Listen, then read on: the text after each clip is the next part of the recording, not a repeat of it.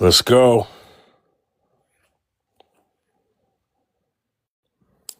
About to go live here in a second.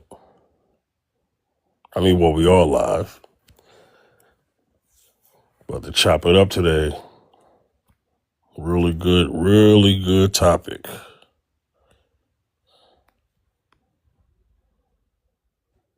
Yes. Yeah.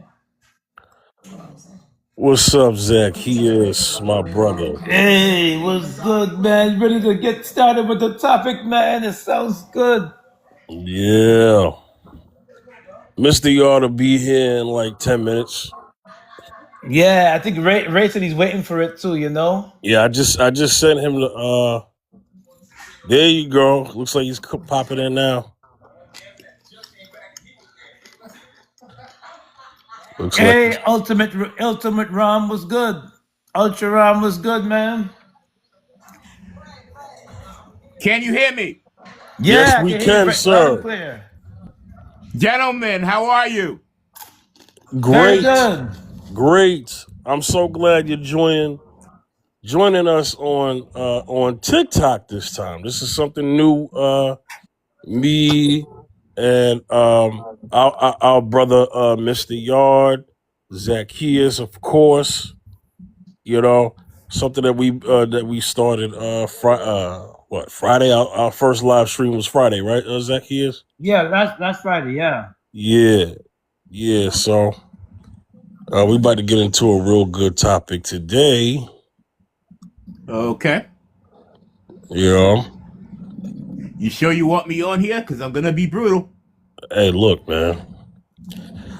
You I wouldn't have invited you if I didn't want you on. I would. I got a lot of stuff to get off my chest about this topic. You sure you want me on? I want you on, brother. You know how we do. You know how okay, we do. You've been warned.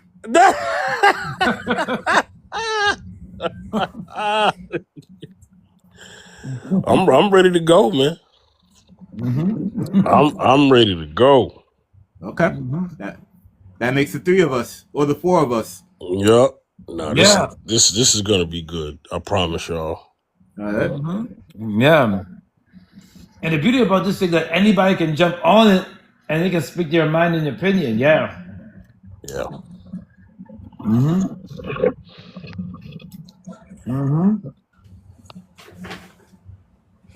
Now they got a lot of ladies. They have a lot of ladies coming on here too. Yeah. So we're gonna wait a couple. We'll chop it up, but a few minutes. We're gonna get some people in here. Can you still hear me? Yeah, we hear you. We hear you. Okay. So let me kind of like. Oh, okay. Shout outs to Princess. She said she just listened in today, multitasking. Okay, well you can hop in when you want. Okay, and I'll let you up. So I don't know how you know how to work the TikTok features on here, but we basically how we talk is one at a time. Everybody's gonna get their chance to speak.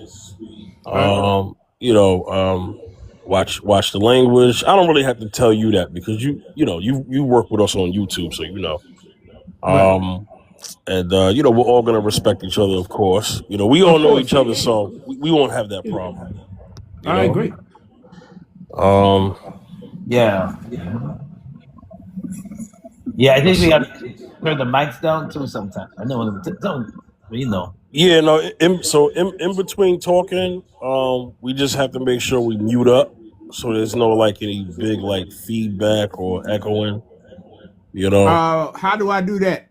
So if you tap your box, something will come up where it says microphone. Or another way is at the very bottom, you'll see the microphone logo next to the comment section. Right. Yeah, that's how you mute up. That's how you mute and unmute.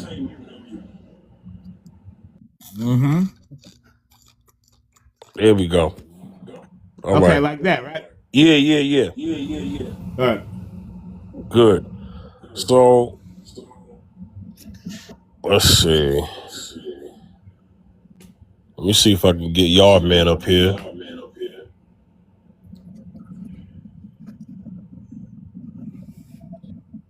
Hello. Yeah.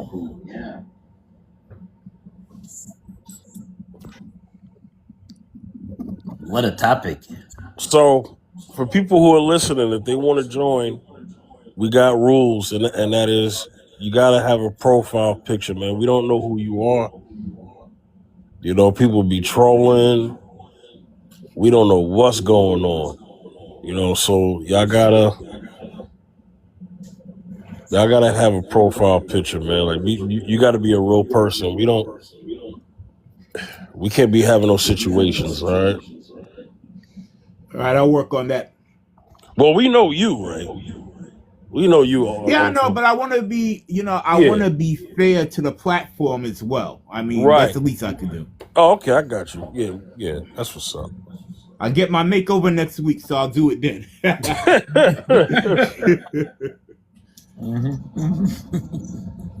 That'd be nice, yeah, man.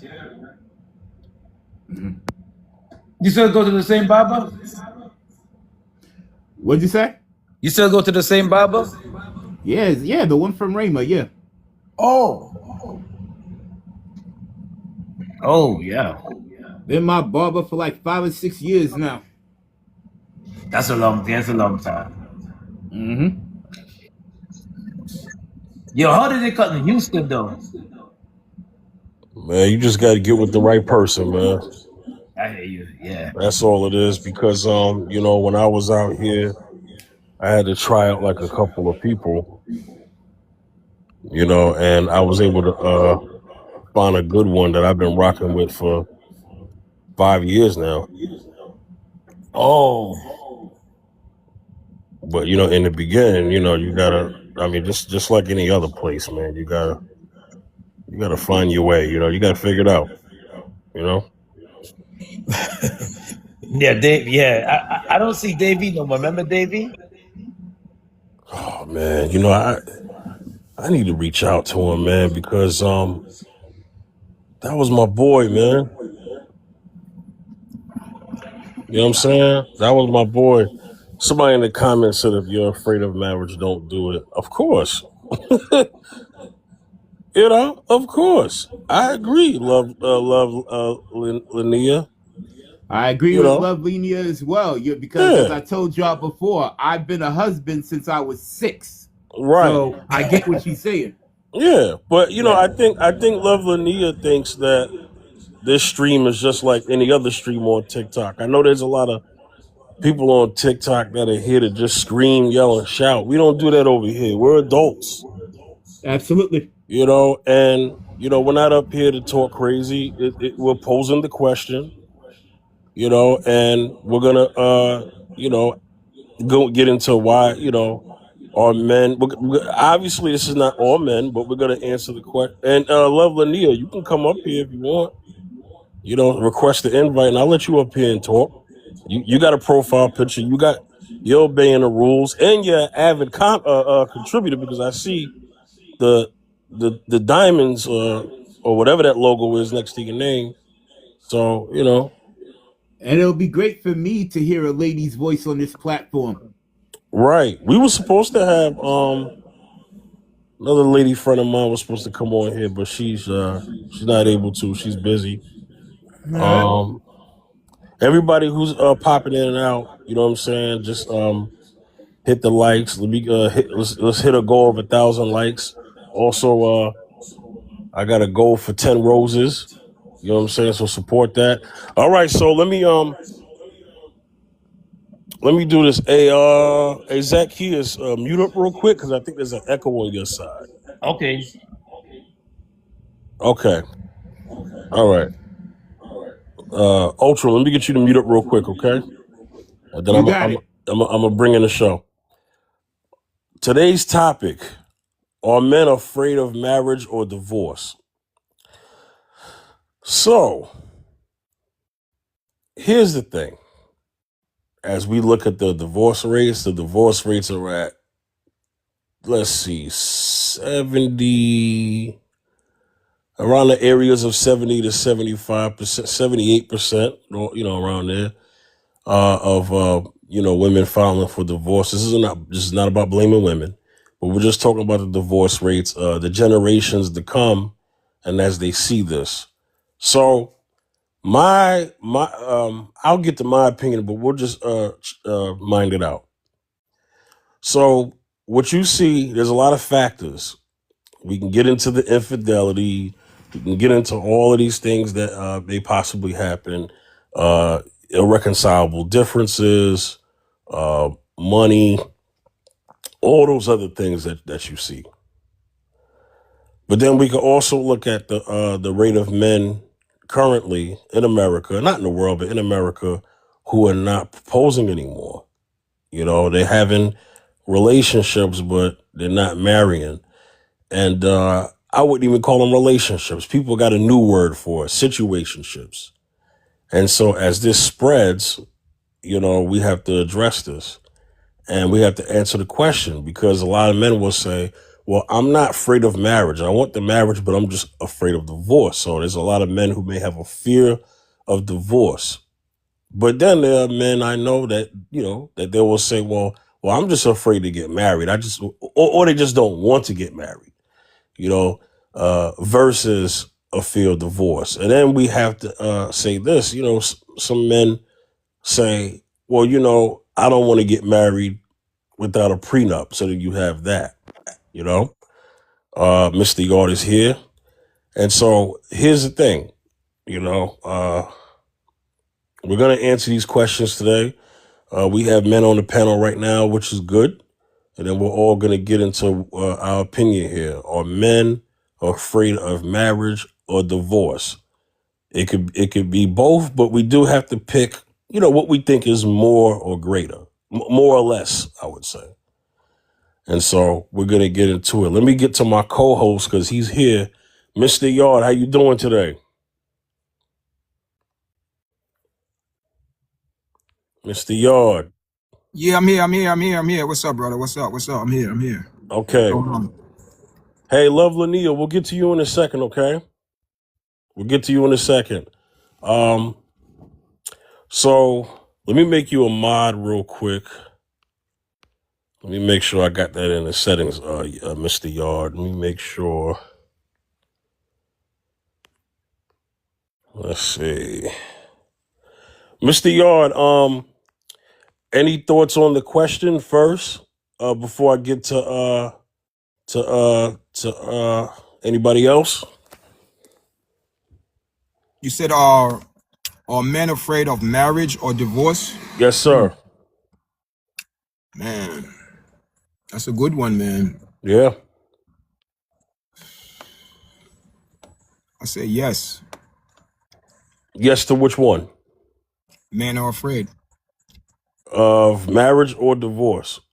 Of both? Or Marriage. So it could be both. Okay. In a way, because if you're afraid of marriage, you don't want to you're afraid of divorce. Okay, unpack that for the audience. Go ahead. Take your time. If you're afraid of something, right? Yeah. If it's the unknown, it have to be why you're afraid of it, due to certain situation, right? Mm-hmm. How the world is going, how marriage is. No one is taking marriage seriously. When you have people go on public and say, you're married, or how many times this person been married, and said publicly, she was never loved.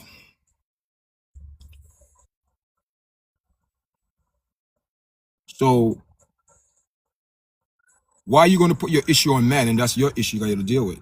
See, that's the problem. That's why man is afraid of marriage, because woman is very sensitive. They take things very personal. Not all. I'm not going to generalize. Not all. But a lot of women take a lot of baggage, and men, into relationship. But especially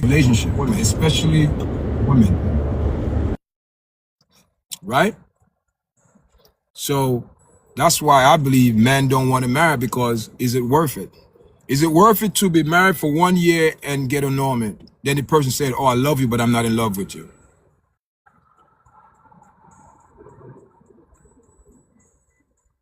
And when you look at it, a lot of women don't want to get married. Few will. But when you look at it, a lot of women don't want to get married. Again, I'm not generalizing. But for what I see, what I witness in the world today,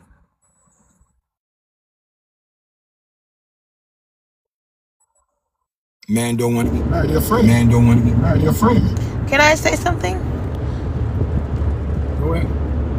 Go ahead. I honestly believe that sometimes what I'm seeing now is just a lack of commitment. Hey, life with Shauna. I will let you talk. I promise, but just Oh, mute up, sorry. I'm okay? sorry. No, it's okay. It's okay. Mr. Yard is a co-host, and he's just doing his opening statements. Okay. I see your point. I see your point. All of that is connected. See, when you got to look at the whole situation of marriage whole, not just part of it, the whole commitment in both parties. But one person have to submit, and that's the part women don't want to agree with. They will agree with everything else in the marriage, but when it come down to hardship, the bad times, Bad times meaning as in what though? Like, Wait, to life what extent? with Shauna. I promise I'm gonna let you talk. I because promise. no, let's you speak, because I want to have a communication. She could speak. Go ahead. Okay. You have Well, some of my time. Go ahead. okay. I just want to make sure Love Lania goes first. Oh yeah, let her go. Yeah, I'm sorry. Yeah. Hey, Love Lania. Hi. Hi. I just want to let me say this real quick before anybody talks. This is a civilized podcast, okay? We're gonna let people talk one mic at a time. We're not gonna yell over each other, scream over each other. You're new here, glad to meet you. We just want to have a civilized adult conversation. We're bringing some good things to TikTok, and we'll definitely talk it out. It's okay to disagree, just as long as we respect each other, okay? TikTok rules, just all I ask is watch your language, respect the host when the hosts are talking, okay? Which is me and y'all chat, okay? All right. Hold tight, Ultram. Hold tight, Zacchaeus. We're gonna get to you. The ladies have popped in. I want to get their perspective because they're ladies, you know. So, Love Lania, what are your response to the topic? Are men afraid of marriage or divorce? After Love Lania, I'm gonna get to Life with Shauna. Good afternoon, everyone. And it's actually pronounced Lena. Okay, Lena. I know the I is confusing. It's silent. But I appreciate you for having me here on your panel. In regards to the prompt, I would say that men are afraid simply out of ignorance. And when I say ignorance, I don't mean that in a derogative term, but simply as what the word means, which is lacking of knowledge. And I would also say the same for women as well, who are afraid to get married. I think that a lot of people don't know actually what marriage is and what its true purpose is intended for. And they listen to people in the world and outside influences. And they also are seeing these other marriages function, and that's also scaring them as well. I'm not sure how you like to run your panels, but I will let you know I'm a woman of faith. I do believe in Jesus Christ. And I feel like in every marriage, there should be, the foundation should be God. There should be a man and a woman both rooted in faith. That way, when issues do come about in the marriage, God is your rock. God is who you lean on. God is who you go to. You don't get upset in your marriage and you go out and you cheat, or you go and pull outside sources into the marriage and you allow the enemy to come in to tear up your marriage. So I think that just from a godly perspective, people really don't know what marriage is in the way that God intended it to be. Okay. We'll have somebody respond a little later to what you're saying. I just want to open up with Life with Shauna. What are your thoughts on the topic today? And I'm sorry for even like jumping in like that, but it's just because he was saying something, so I thought it was like a conversation type of thing. So I just think that there's a lack of commitment that people are afraid of these days. Marriage is looked upon like a joke thing to a lot of people. Not all, but I think it's what's being painted as. I feel like some men might be afraid of marriage because they feel like it's a tied down type of thing. They won't be able to do what they please, like what they want or what they used to do or things like that. I think it is definitely a commitment thing, more so for a marriage. I don't know about the divorce part, but I think men don't want to get married because of commitment. Okay, we'll come back to you. Ultram. Yes. All right.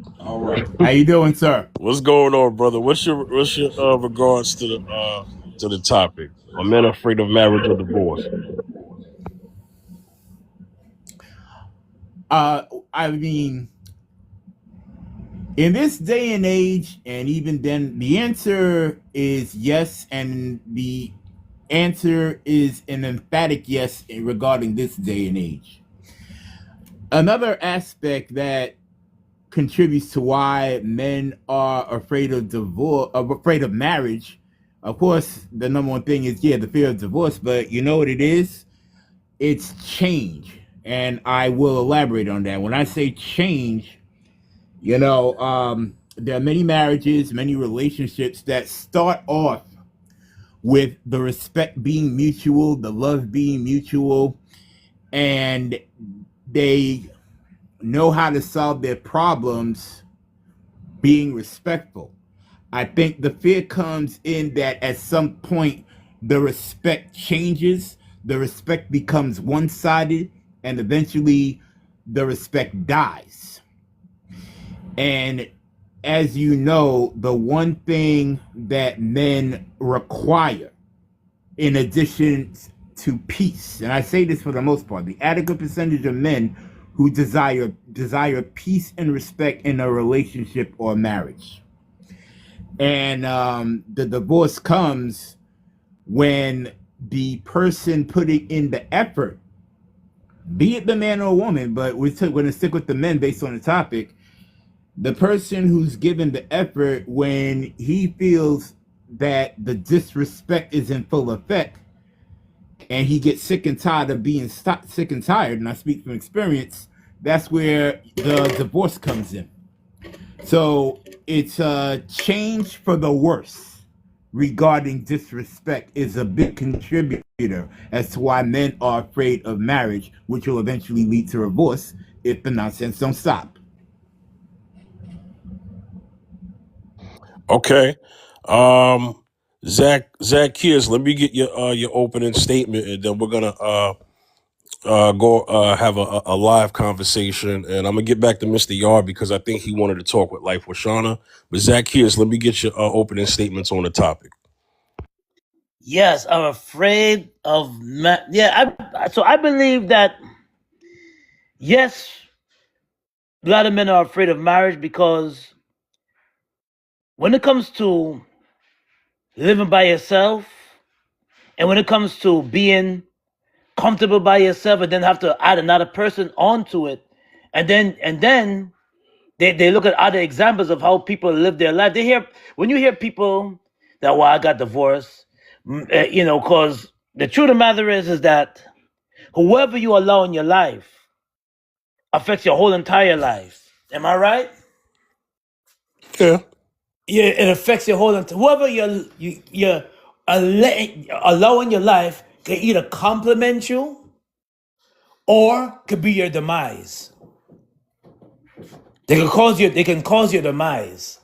So, and when you hear about men afraid of being married, they hear all these, sometimes, or women afraid of being married, you hear all these things, all these allegations, all these things, you hear a lot of, like, oh, they're arguing, they're throwing plates at it. You hear toxic relationships, you hear arguments every day, and sometimes you hear like, well, I'm gonna have to. And some men, basically, I'm gonna tell the truth. Some men don't want to give things. Some people don't want to give things up because when you're married, the definition of marriage is like a helpmate, and certain things you're gonna have to compromise And certain things meaning that for example, some people don't want to, like, if I'm going out and I'm hanging out, I have to call you to let you know where I'm going.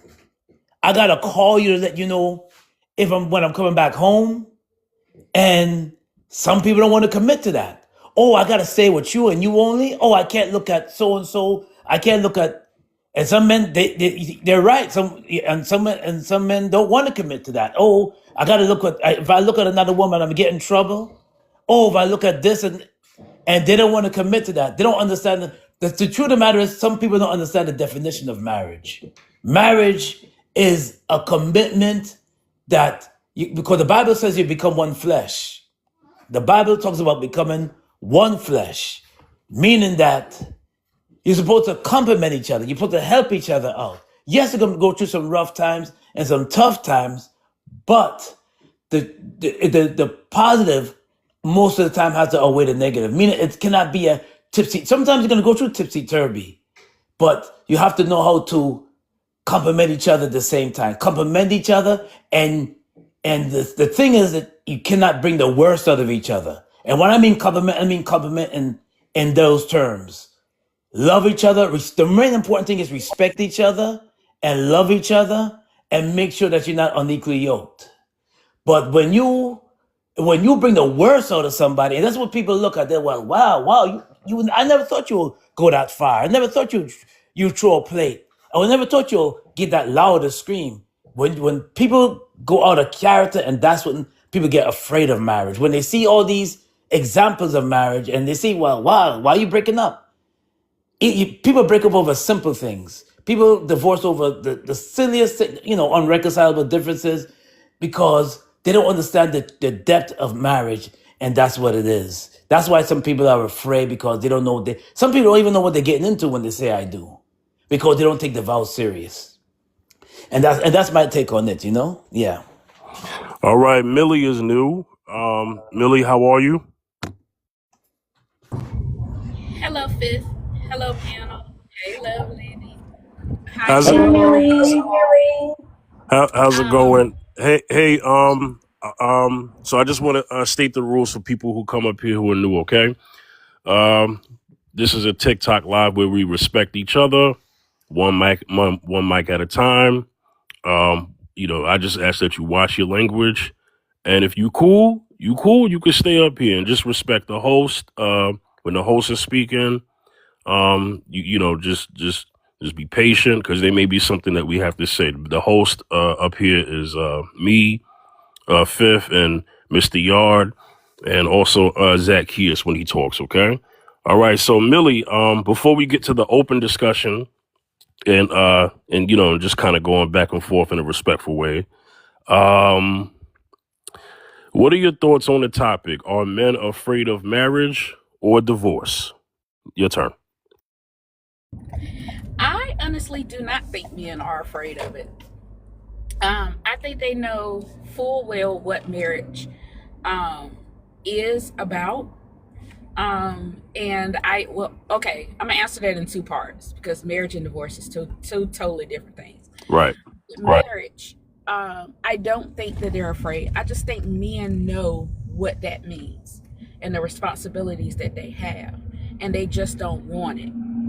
And so they would rather remain, in the position that they are now, or they just know that they don't have the means, or, have the maturity, or to take on that responsibility of marriage. So I don't think they are afraid of marriage. I just think that they know that they don't want it, or they're not prepared or ready for it.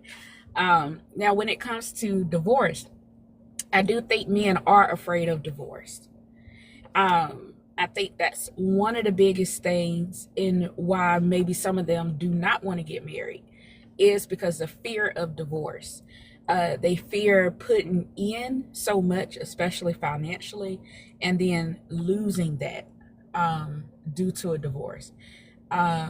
They fear, not being able to see their kids like that in a divorce. They just fear so much of these things. And a lot of the times when people fear something, they get stuck where they are. And so because a lot of men get stuck at that, they don't think about the things maybe that they could gain from marriage. They look so much at the possible losses that they don't look at the possible gains. Um, and because of that, they stay stuck in single, in that single manhood. They stay there because they're so focused on the lost. Because a lot of men, especially the men that I know in my life that are married, happily married, they love it, right? They feel like that risk is for it. They enjoy hearing their house filled with laughter and chaos from the kids. They enjoy coming home and seeing their wife and, spending time with her and having somebody that cares and supports for them. I think the issue is that, and this can go with women or men, we do not prepare our girls and boys to, one, fully understand what it means, such as some other people have said. We don't truly fully understand what marriage is and what that looks like and all of those things. But also, we don't prepare our girls and boys, young ladies, young men, for the certain roles and responsibilities, traits that you have to have. It's more than cooking, cleaning, going to work, right? You have to be an empathetic person. You have to be able to communicate. You have to have conflict resolution skills. What are your repair skills when there is conflict? Because we're not perfect. We're humans. We make mistakes. So how do you repair situations? And a lot of people do not know how to do these things. It sounds like we should, or it's something natural that should happen, but it's just like how we have leadership conferences. We need conferences, and there are some in some states, very small but not well known, on teaching these skills for people, so that they can be successful in their relationships. And just because you are a good person, it does not mean you're going to be a good husband or a good wife, right? It does not equate into the two. And so you have to learn the skills in order to be in partnership with somebody. And we tend to fail at learning those things. And we also fail to teach our young people those skills so they could be successful as well. Thank you, Millie. Thank you. That was great. Mr. Yard, it's on you. By the way, y'all can ask each other questions. Mr. Yard, you lead the way. All right. Okay. You guys can hear me? Yes, sir. Yes, sir. Okay. What is the divorce rate, right, between man and woman? Who asks for divorce more? I'm making a point, man or woman. Anyone know? I don't know, but I could just go by what reality is, what we could look at in our, present time in reality. What was the question? The divorce rate, man or woman divorce more? Who want the divorce first, man or woman? What's the rate? I think. Well, can I come in? Yeah.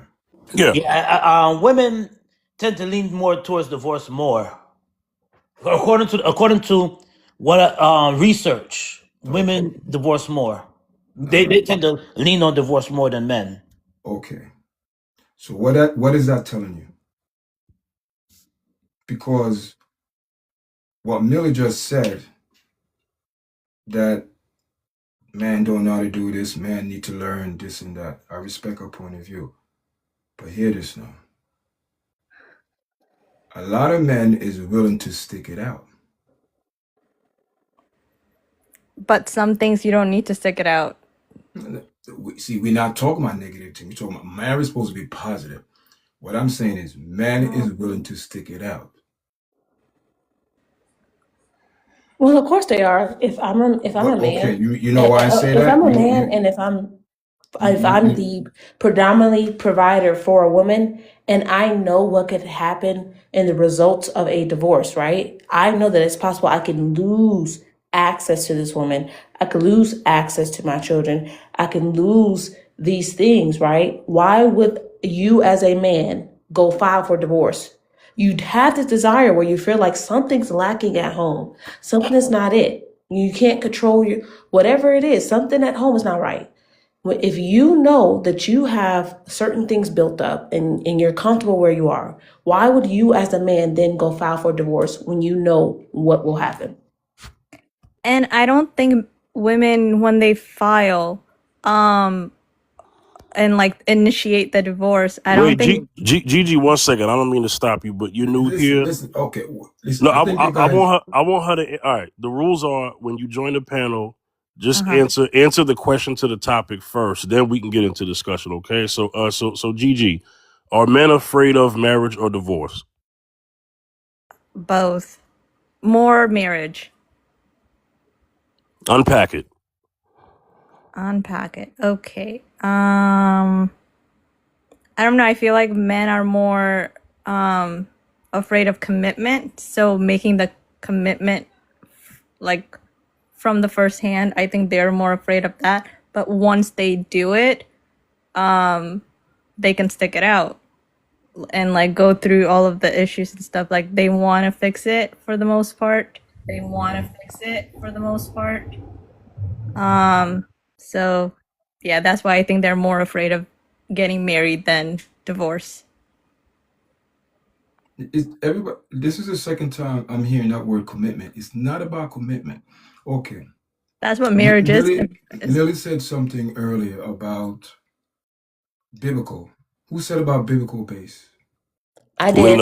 Lena did. Okay, check this out now. So if we want to get biblical, strictly biblical now, let's go back into the Garden of Eden. They both knew the rules.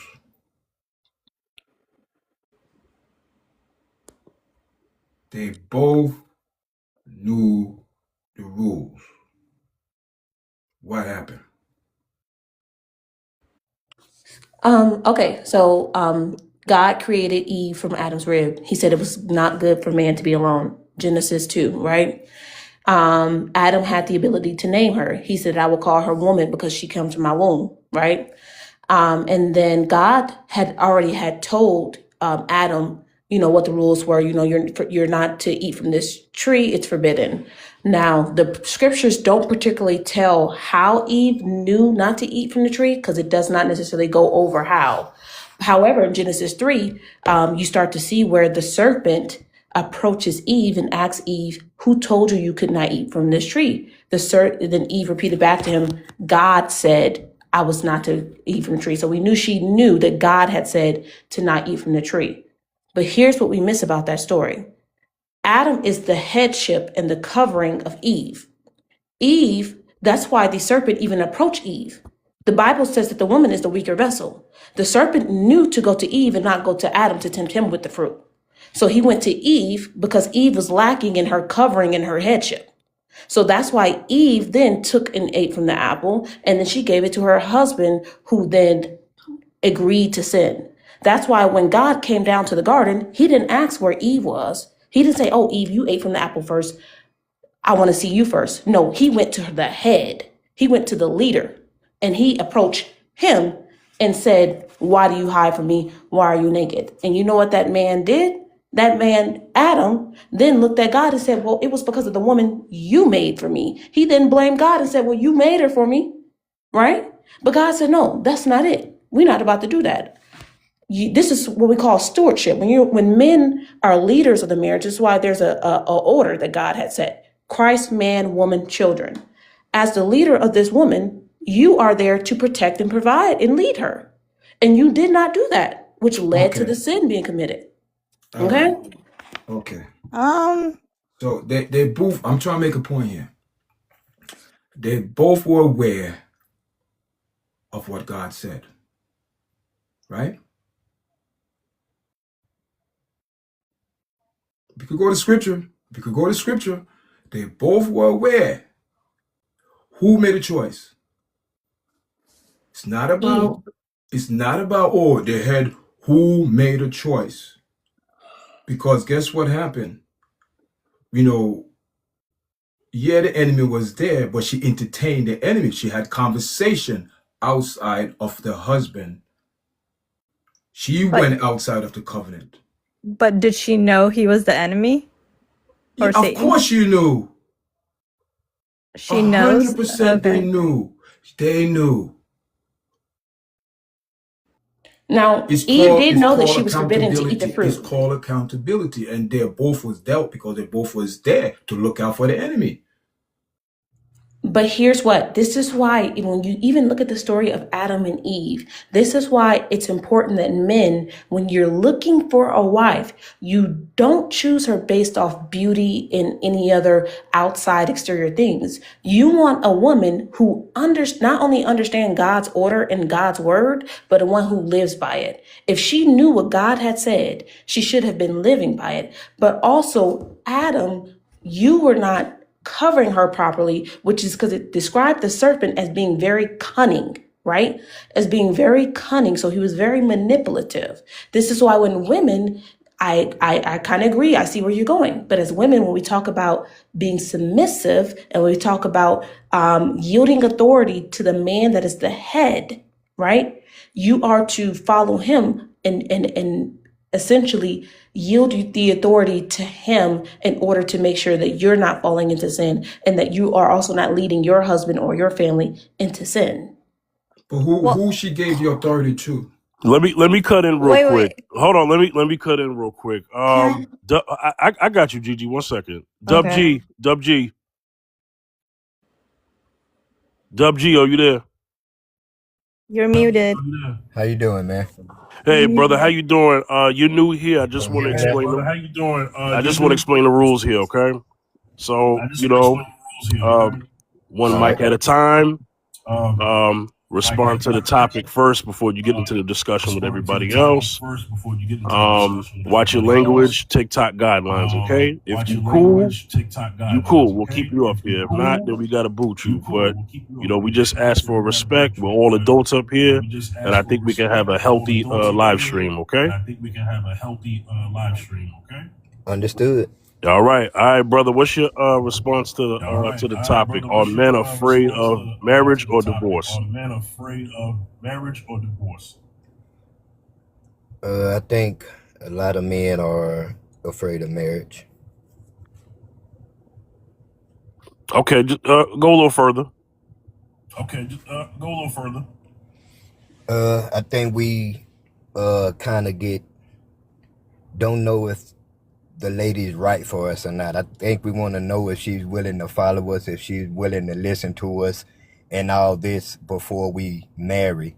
And I think it being kind of a lack of that, it makes us kind of leery of getting married.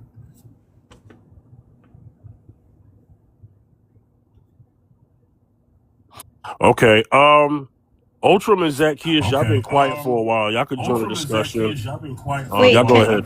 can I respond to Yard about? Oh yeah, Gigi, go ahead. I'm sorry. Okay, thank you. I know he said because I mentioned the word commitment, and that's how or why he went into bringing in the Bible story of Adam and Eve. So were you trying to prove that because I said men are more afraid of marriage because of the commitment that it comes with it? So were you trying to say no, they're not afraid of commitment? Man is not afraid of commitment because a man is made to lead, to set the example as Adam. So No. it's not we get this man. We're not afraid. What it is, we're forgetting things got distorted. What happened? There's So- no trust. The trust was broken from them. Remember, we're forgetting. Remember what was the punishment or the consequences of them doing what they did? Yeah, so basically you're There shall saying be a division between a man and a woman. It's always going to be like a struggle. okay, so basically you're saying from the beginning there was that issue. Not So from the the beginning. What happened in the Garden of Eden when it pertained Basically to the men, beginning. right? When it come into men. Okay, since Eve made that choice, you're basically saying since then that's why they are afraid of commitment? Or Yeah, that's the because what reasoning? happened? Because don't you think there's a trust? If somebody who's supposed to be your companion, your partner, supposed to have your own interests, know the rules, what God said, know the rules, but spoke to another person, engaged in a conversation, and we keep forgetting that conversation was just one day. When a man is intent to get a woman, what he do? He show interest. He go speak to her. He try to, wean her in, that charm her. You think the devil just came to her one day and it happened? It took time to compromise the word of God. That's what happened. He chipped away the word of God. You know what he said? Who told you that? God said. How you know that? Because they had a conversation. Okay, so you're basically blaming for all men's commitment I'm not issue. blaming, but if you want to go biblical, that's how it goes. I'm breaking I it didn't down. really That's go how it went. biblical. I just said commitment, being with one person or like the whole marriage thing, that scares them more than How you going to speak for me? Who's scared of commitment? No man is scared of commitment. you can't say no man is afraid of commitment Because because a man just joined the live. we are built to lead. We was here first. We are the leaders. We are the head. We are built. God wired us for that. Not But every what man is a happened? leader. Not all men are leaders, but we are all built to lead in our own way. Because we are still ahead. Hey Not to everyone, I kill. just want to introduce myself. My name is Daisy. I'm trying to come in here to say hello to you guys and also possibly to engage in this conversation. It just Da- sounds Days, hold on. encouraging. Days, I got you. I was gonna get to you. I was Okay. trying to. It's okay. I was just trying to let them have it out first. Days, Yeah, you're new here, so yeah. the rules are: hey, one mic at a time. It's okay to talk, but one mic at a Mm-hmm. time. Respect Okay. the host, the language. Just watch the language. It's TikTok. Yeah. So before you get into discussion, can you answer the topic? Are men afraid of marriage or divorce? Your turn. Well, I think there are different types of men, and there might be some men that are afraid of commitment, but that's just their character. It's not particularly marriage or commitment to a woman. It might just be that they're not mature enough to take on the task.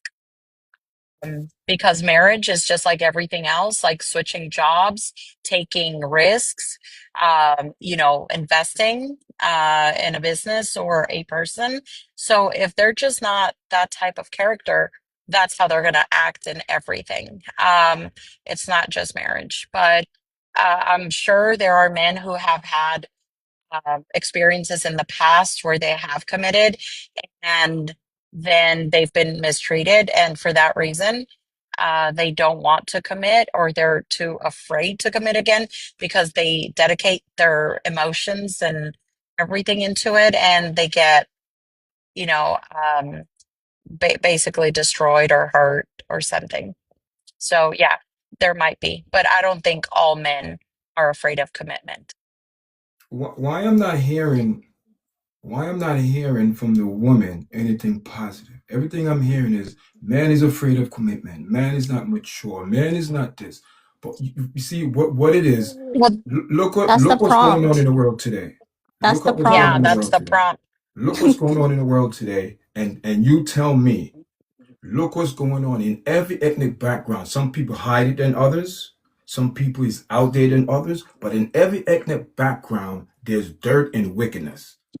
Some people love to cover it up, but when you look at it, what I'm saying is the projection of women, the men do not accept that as marriage criteria.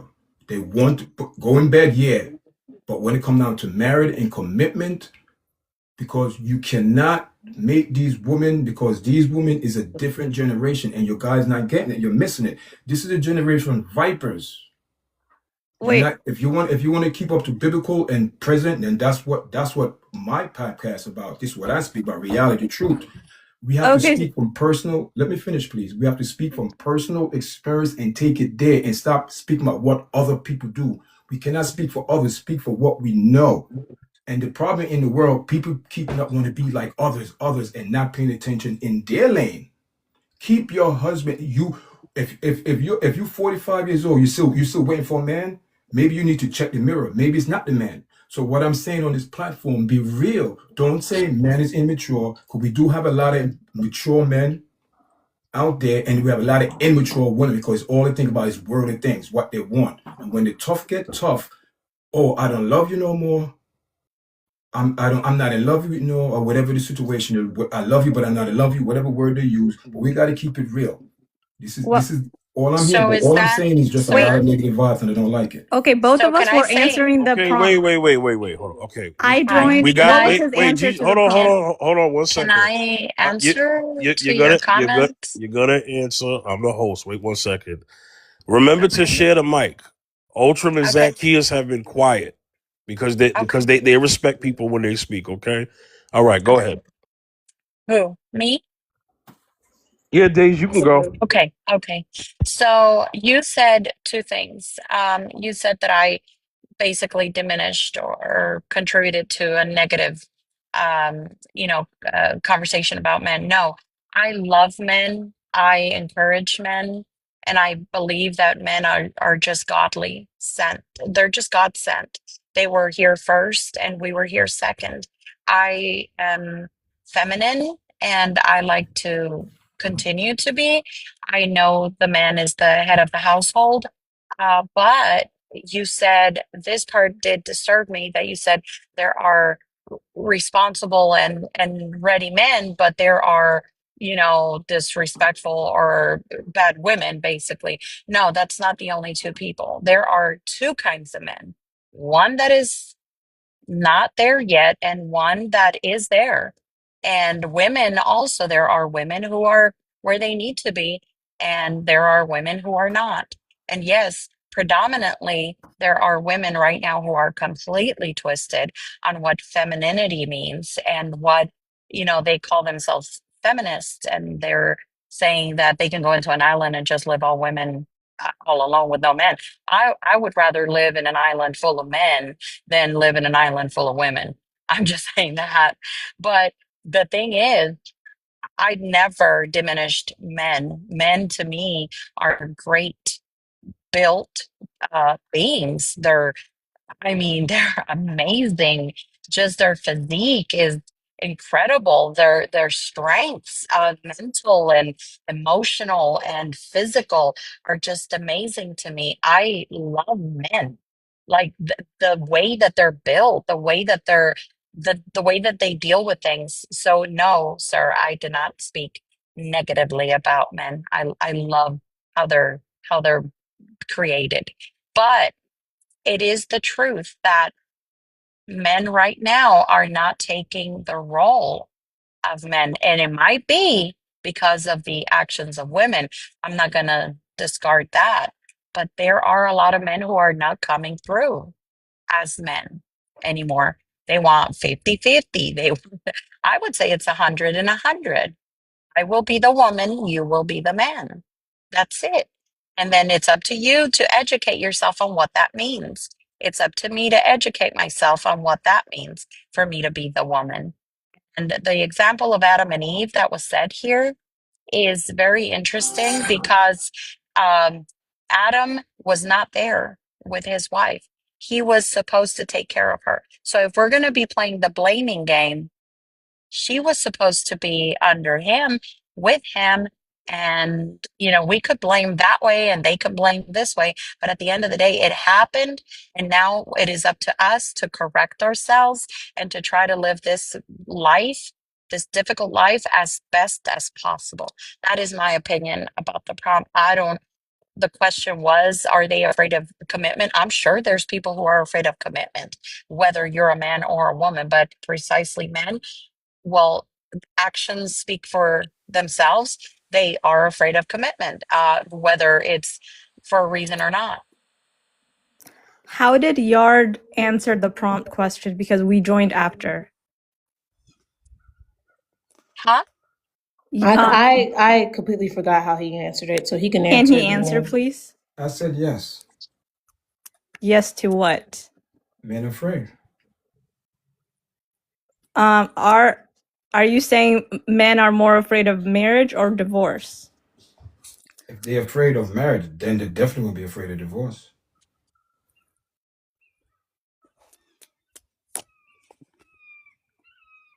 All right, Okay. David's new here. David, are you there? Yeah. All right. Thanks for coming to the show. I just want to explain the rules before you start talking, okay? Hmm. Watch your language, TikTok guidelines, respond to the topic first before you get into the discussion. And if you cool, we'll keep you up here. If not, then we got to boot you. Just mute up in between at times just so there's not any feedback. Once again, thanks for coming on the panel. What are your response to the question? Are men afraid of marriage or divorce? Men are afraid of marriage, but some men are more afraid of divorce. Expound on that. Well, I've been married 3 times. My second one passed away. We were married almost 22 years. My third one come home and said on New Year's, by the way, I want a divorce after 5 years, and walks out. And right now I'm dealing with the hardship of loving somebody and old school, taking care of them, and all by myself again. See where I'm scared? I'm scared of divorce. I've never believed in it, but that's me. Thank you. But you did it 3 times.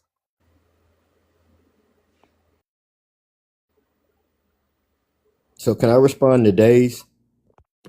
Yeah, go ahead. And can I respond after him? Yes. Okay, Days. Back to the story of Adam and Eve, when the serpent tempted Eve.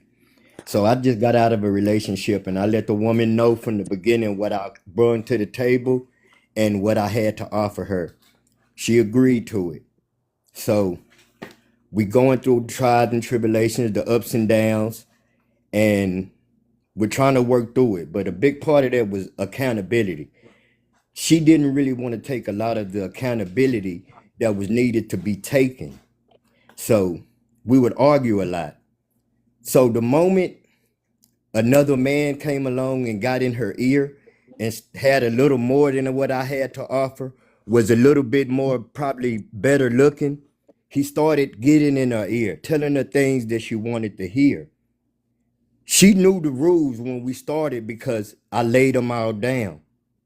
But she went against that because someone got in her ear and started offering her better things. So eventually she took the bait. So we both had a choice in the beginning. We knew the rules like the brother said, but she chose to go against it because a serpent got in her ear. Her will got to be stronger than that. It got to say, okay, I'm not going to let this serpent tempt me, and I'm gonna stay under my man. Instead, she convinced him to do it. What is your name? Big My up name Who is Greg. yourself. Big up was it? yourself. Yeah, who was the one talking? That was me. Oh, okay, Dub. The Hmm. only thing I can tell you is I can only understand what you felt, and I'm sorry that you had to go through that. But if you guys were having so many arguments prior to that because of what was conversated in the beginning, then obviously your guys' problems were, far back, where she just felt like she just didn't want to fight for the relationship anymore. And when someone else came, made But her that only choice. came when someone else got in her ear. That No, was never a it problem came before way that. before, honey. It came way before. She was looking for a way out already. She just hadn't She's right. found a way She's right. out. She's 100% right what she's saying. But check this out. She's right, and I'm gonna get deeper than that to open up your guys' mind to see where I'm coming from. It's a spiritual thing. Check this out now. Mm-hmm. It just didn't start here. Where did it start? Come on, your Bible scholar. It started where? Where In this her heart, it says beguilement out of start? the things it tells us the heart is deceitful and wicked. No, where did the beguilement started? What are you talking about? For his woman? Yeah, I'm answering. Way before, you know where it started. Okay, In the and I want you guys, and I arguments. want you guys to, grasp what I'm saying. It start with in heaven. Oh, Someone whispered in someone's ears and started a rebellion, a coup, to offer them something better than eternity. Oh yeah. Yeah. Do you get what I'm saying? Yeah, I'm not absolutely. following. Oh yeah, I am. Yeah. yeah. Yeah, we follow you. Can I comment? Grass is greener than the other side. No, that's not. This is what I think, right? I think Distortion. that the Distortion. masculine enables the feminine. Hey, If the hey, wait, hold on, Ella, you new here? Can you answer the topic first, and then you can get into the discussion, okay? Are oh men yeah, afraid of marriage or divorce? I'm not a man. How am I supposed to know that? So you Well, hold on. Truth. Wait, educated hold guess. on. I need to bring order to this stream. Ella, you asked to join the stream, which is fine. But if anybody joins the stream, you have to answer the question. No, you're not a man, but if it's an opinion, it's your opinion. It's okay. Okay, are men afraid of marriage or divorce? See, I think that men are humans at the end of the day. Like, I don't see men as like, oh, that's a man. Sometimes I do, but not like in cases like this. I do think they want to get married. They want to get married, but they're afraid of something, you know? And I do think that women also play a part in whatever they're afraid of. But I believe a man sets the tone of a relationship. That's me personally. I might be biased, but there's a reason why the women leave to go find something better. They're not just leaving, and they're not just bad people. Maybe they don't feel at their Safe. best with this safe, right, with a certain man. I don't think any woman would just leave a good situation for her where she feels safe. That's crazy to me. So I do think maybe the man she was with was lacking in some way. It could be in communication. I don't think it's all just money. Could just be like there's miscommunication between the both people. So are men afraid of marriage or divorce? I don't know. I think some men want to get married. They're not afraid of it. They're just afraid of what it comes with, I think. Yeah. Oh, okay. I can respect that response. Hey, there's like a full panel, and there's only 4 shares. I need y'all to repost and share this stream. All right. Thanks for helping me with the first tier of the goal of the 10 roses. Need like 6 more. And hey, hit me with some more likes. Let's get this stream going. And thanks for everybody for joining. Thanks for the roses. Thank you everybody for contributing. Thank you for everybody who joined on. Ultram, you've been way too quiet. And brother, I Oh, brought you Sky up here. asked to go after Dub. I didn't get Yeah, a chance to speak after Dub. I got you, Lena. But my featured guest is a little too quiet today. So I don't know why. He might be doing something. Zacchaeus, I need you to speak more. We can't have the only guy on the panel be Mr. Yard talking to all the ladies. Wait a All minute. right. Someone say my name? Yes, brother. I want you to speak because the only brother that's been talking mostly has been Mr. Yard. I don't want him to be the only guy. I'm actually taking a back seat to that on this panel. I I'm not see. even really giving so much of my opinion like I typically do, because we got a full panel, and I'm letting the people on the panel actually be the featured people of this stream. So, Ultram, I need you to talk, brother, because you said you was gonna bring the pain. Well, not bring the pain, but at least say what you needed to say. You know what I'm saying? So, go ahead. Well, I wanted to respect the panel, especially since, this is my first time on TikTok and there are ladies involved. So I just wanted to get a feel of the different mindsets, So that's why I was just biding my time. Nah, no fear over here, brother. It's just no, it's just that the whole marriage thing. I've never been happily married before, but I have been miserably married. So, and that never stopped my desire or dream to remarry or be in another relationship. It's just that I haven't remarried yet. I haven't found the right one, and I just, everyone has brought out phenomenal points as to whether men are afraid of marriage or divorce or what have you. It's just that it goes both, as I say, it goes both ways. But since the topic is about the men, I'm going to focus on that. And yeah, there are a lot of men who are not wired for marriage or commitment. Zacchaeus and I know someone very well who wasn't wired for marriage. So, and we happened to meet through him, believe it or not. But anyway, the point I'm making is that a lot of the fears, especially in this day and age, as to what men have.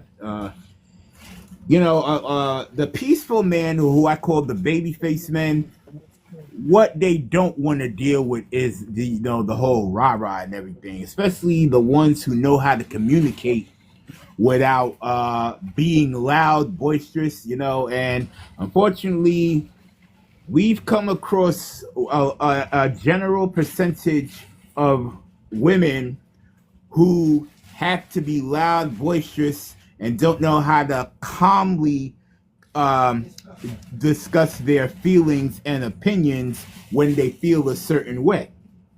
So with seeing how people previously are in marriage and how men, the baby-faced men, are respected or lack thereof, that contributes to a big fear.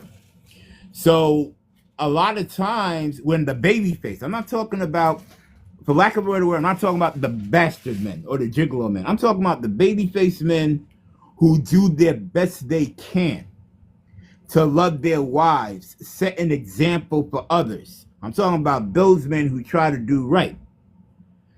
The majority of the time, if they feel that they're done with the marriage or relationship, 9 times out of 10 is due to lack of respect, as I said previously, and how they're talked to.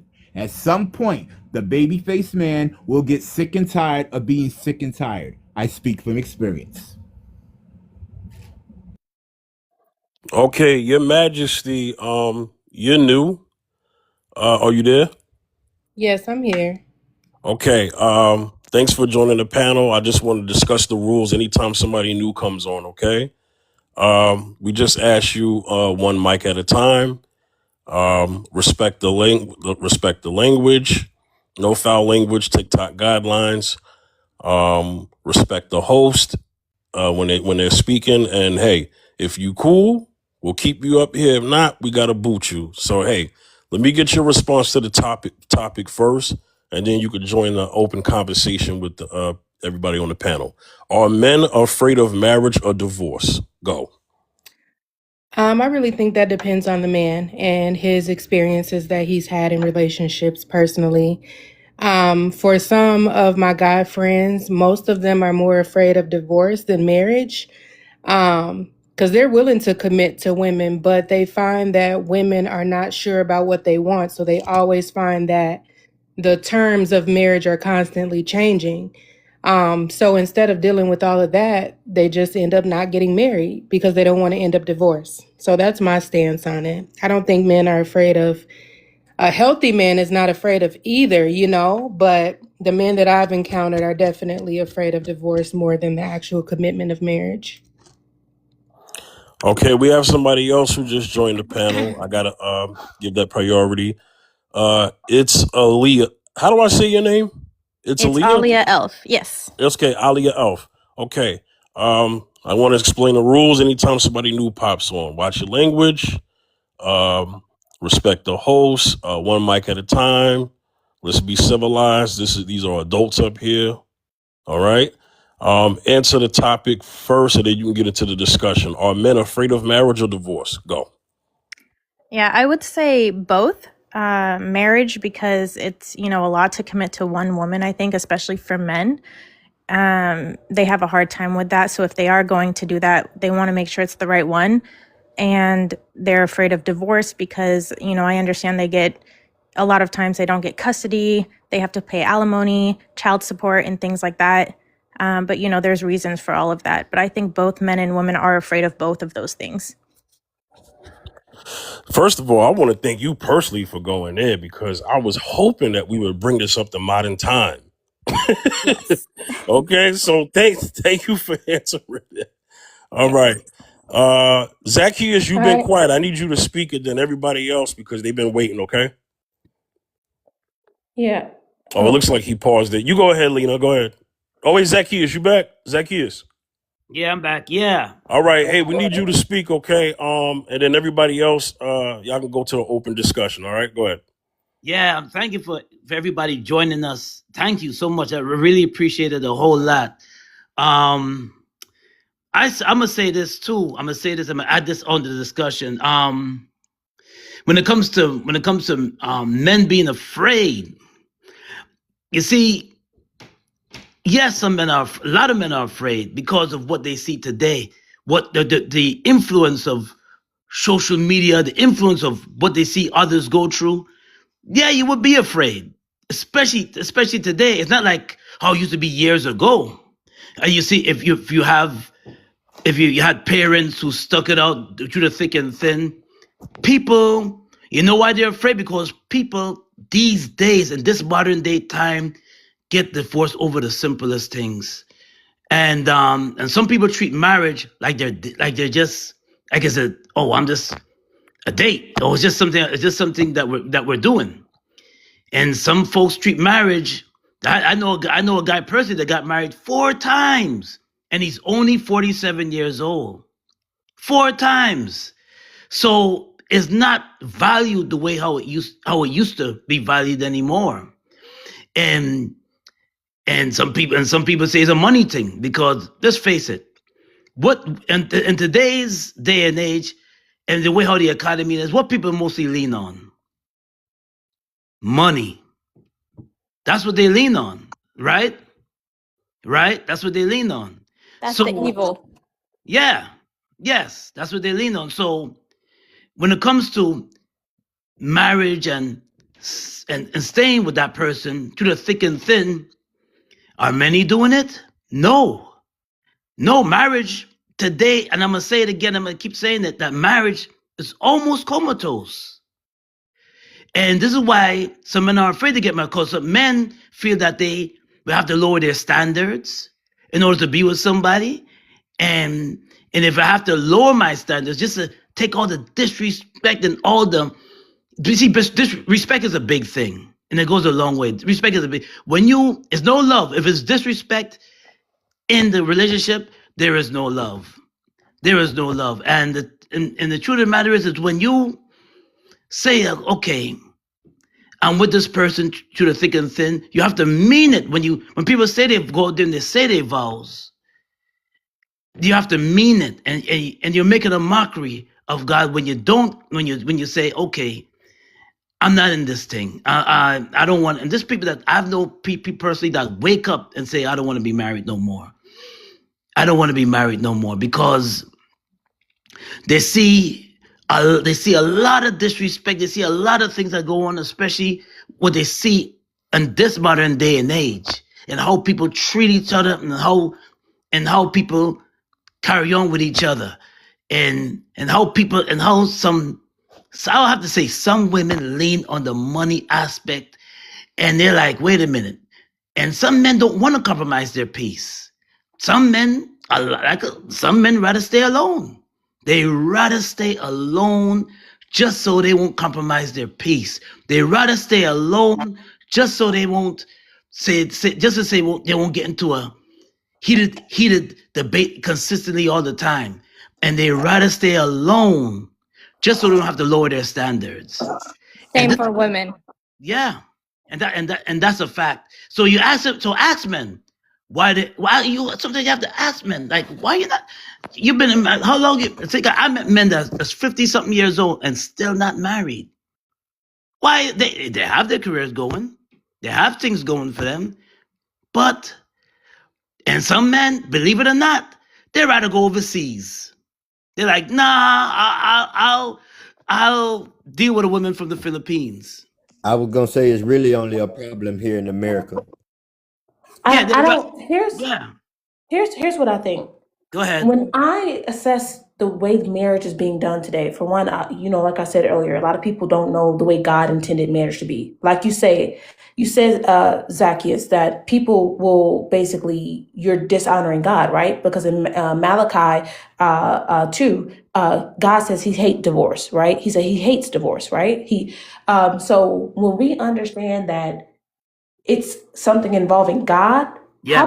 how can someone respect marriage if they don't even respect God? They only in church on Sundays. That's They only right. put God-fearing man or God-fearing woman in their bio on their dating profile to make themselves seem more interesting and seem more godly like and holy, right? So Right. when you got to look at that person's walk with God, right? If I see that you honoring God, of course you're going to honor a man of God, right? That's If right. that man is submitted to God, of course I'm going to honor you. Now, here's the thing. Let's look at two things: internal awareness and external awareness. Internal awareness: who are you? What is your purpose? What is your calling? What makes Zacchaeus Zacchaeus, right? What makes you you, right? When you have that type of knowledge of who you are and you know your identity in Christ, that Christ has gave you, when you know your purpose, you're not going to allow any woman to come along and steer you off your path. You're not going to allow anybody to come into your life and tell you who you are, because you already have that identity of who you are thanks to your relationship with Christ, right? That's what you depend on. And then when you ask yourself, why is it that I want to be a husband? Or if I ask myself, why is it that I want to be a wife? What purpose? How can I serve God by being a married man or a married woman? Think about that. That's a question that a lot of people don't ask themselves, right? How can I serve God by being a married man or a married woman? When you get the answer to that, then you move to, okay, external awareness. Me looking around me, I'm looking at all these marriages, all these relationships. Is there somebody in my personal family or close circle whose marriages I look at and I say, you know what, I would want a marriage like that? If not, note it down. Why wouldn't you want a marriage like theirs, right? But if you do, you see some things you like, I do like some things that they do in their marriage, but I wouldn't want my marriage to run like that because this, and that. We see these things. You can sit right here and tell me everything. If I was to tell you what type of woman wouldn't you marry, you could name me a list of things. So when that type of woman approaches you, you got to be able to discern it. And you got to say, oh, no, you ain't good for me. I already see it you want me for my money, right? We have to use our discernment. How do we increase our discernment? Through the word of God. Really quickly, and I'm sorry to being too long-winded, I want to go over 2 Timothy 3 just real quick. Because he says right here, for men will be lovers of self, lovers of money, boastful, arrogant, revilers, disobedient to parents, ungrateful, unholy, unloving, We can't hear you. irreconcilable, malicious We can't hear you. gossipers, without self-control, brutal, haters of good, treacherous, reckless, conceited, lovers of pleasures rather than lovers of God, holding a form of godliness, although they deny its power. And then guess what the scripture says after this? It says, avoid such men as these. It just says, don't wait around to see if they'll change. Don't try to love them to see if they'll change and they'll accept you for who you are because you're a good man or you're a good woman. It says, avoid men as these, right? This is what it means when you are submitted to God and you're submitted to his word. The last thing I want to add before I go back on mute is that 1 Corinthians chapter 7, Paul said that the single people are focused on the things of the Lord. Paul said, the single people are focused on the Lord. So in your season of singleness, how are you focused on serving the Lord? And if God happens to send you your kingdom partner, he'll send you your kingdom partner That's right. along the way. Yeah. And that's just that. But we have to be rooted in God first, because if we out in the world and we looking at, oh, this man, he fine, he's 6 foot tall, he got this money, you not paying attention to his fruits. You ain't listening to it. You ain't paying attention to his fruits. Yes. Yes. Listen. Listen. You said something, and someone in the chat said, and you're 100% right. It's a character. When God, in that scripture, God is explaining a character of a person. Don't wean it and put it just on a man. It's a character of a person. And that's why I said men and women. I wasn't putting it on men. You gotta calm down, because I said that's why I said No, I'm that not saying, for but women and just men. cause The we, scripture, when but you if speak, you I actually just look at want the to make scripture, sure, the scripture used men, right? And if you know the Bible, you know the Bible says man a lot, but that does not relate to a certain gender. speak Sometimes for God all. It refers to speak for man all. as humans. It It's talking speak in for all. general. Yeah. All. It speak for all. Yeah, speaks for all. Yeah. It speaks for all, yeah. So when I said men, because that's what the scripture says, if you actually look at your Bible, it says men, but I said for men and for women. That's what I was speaking to. Yes. Okay. Yes. She did, And because she gave an example of women like being focused on what a man has and not paying attention to other things. Hey, real quick.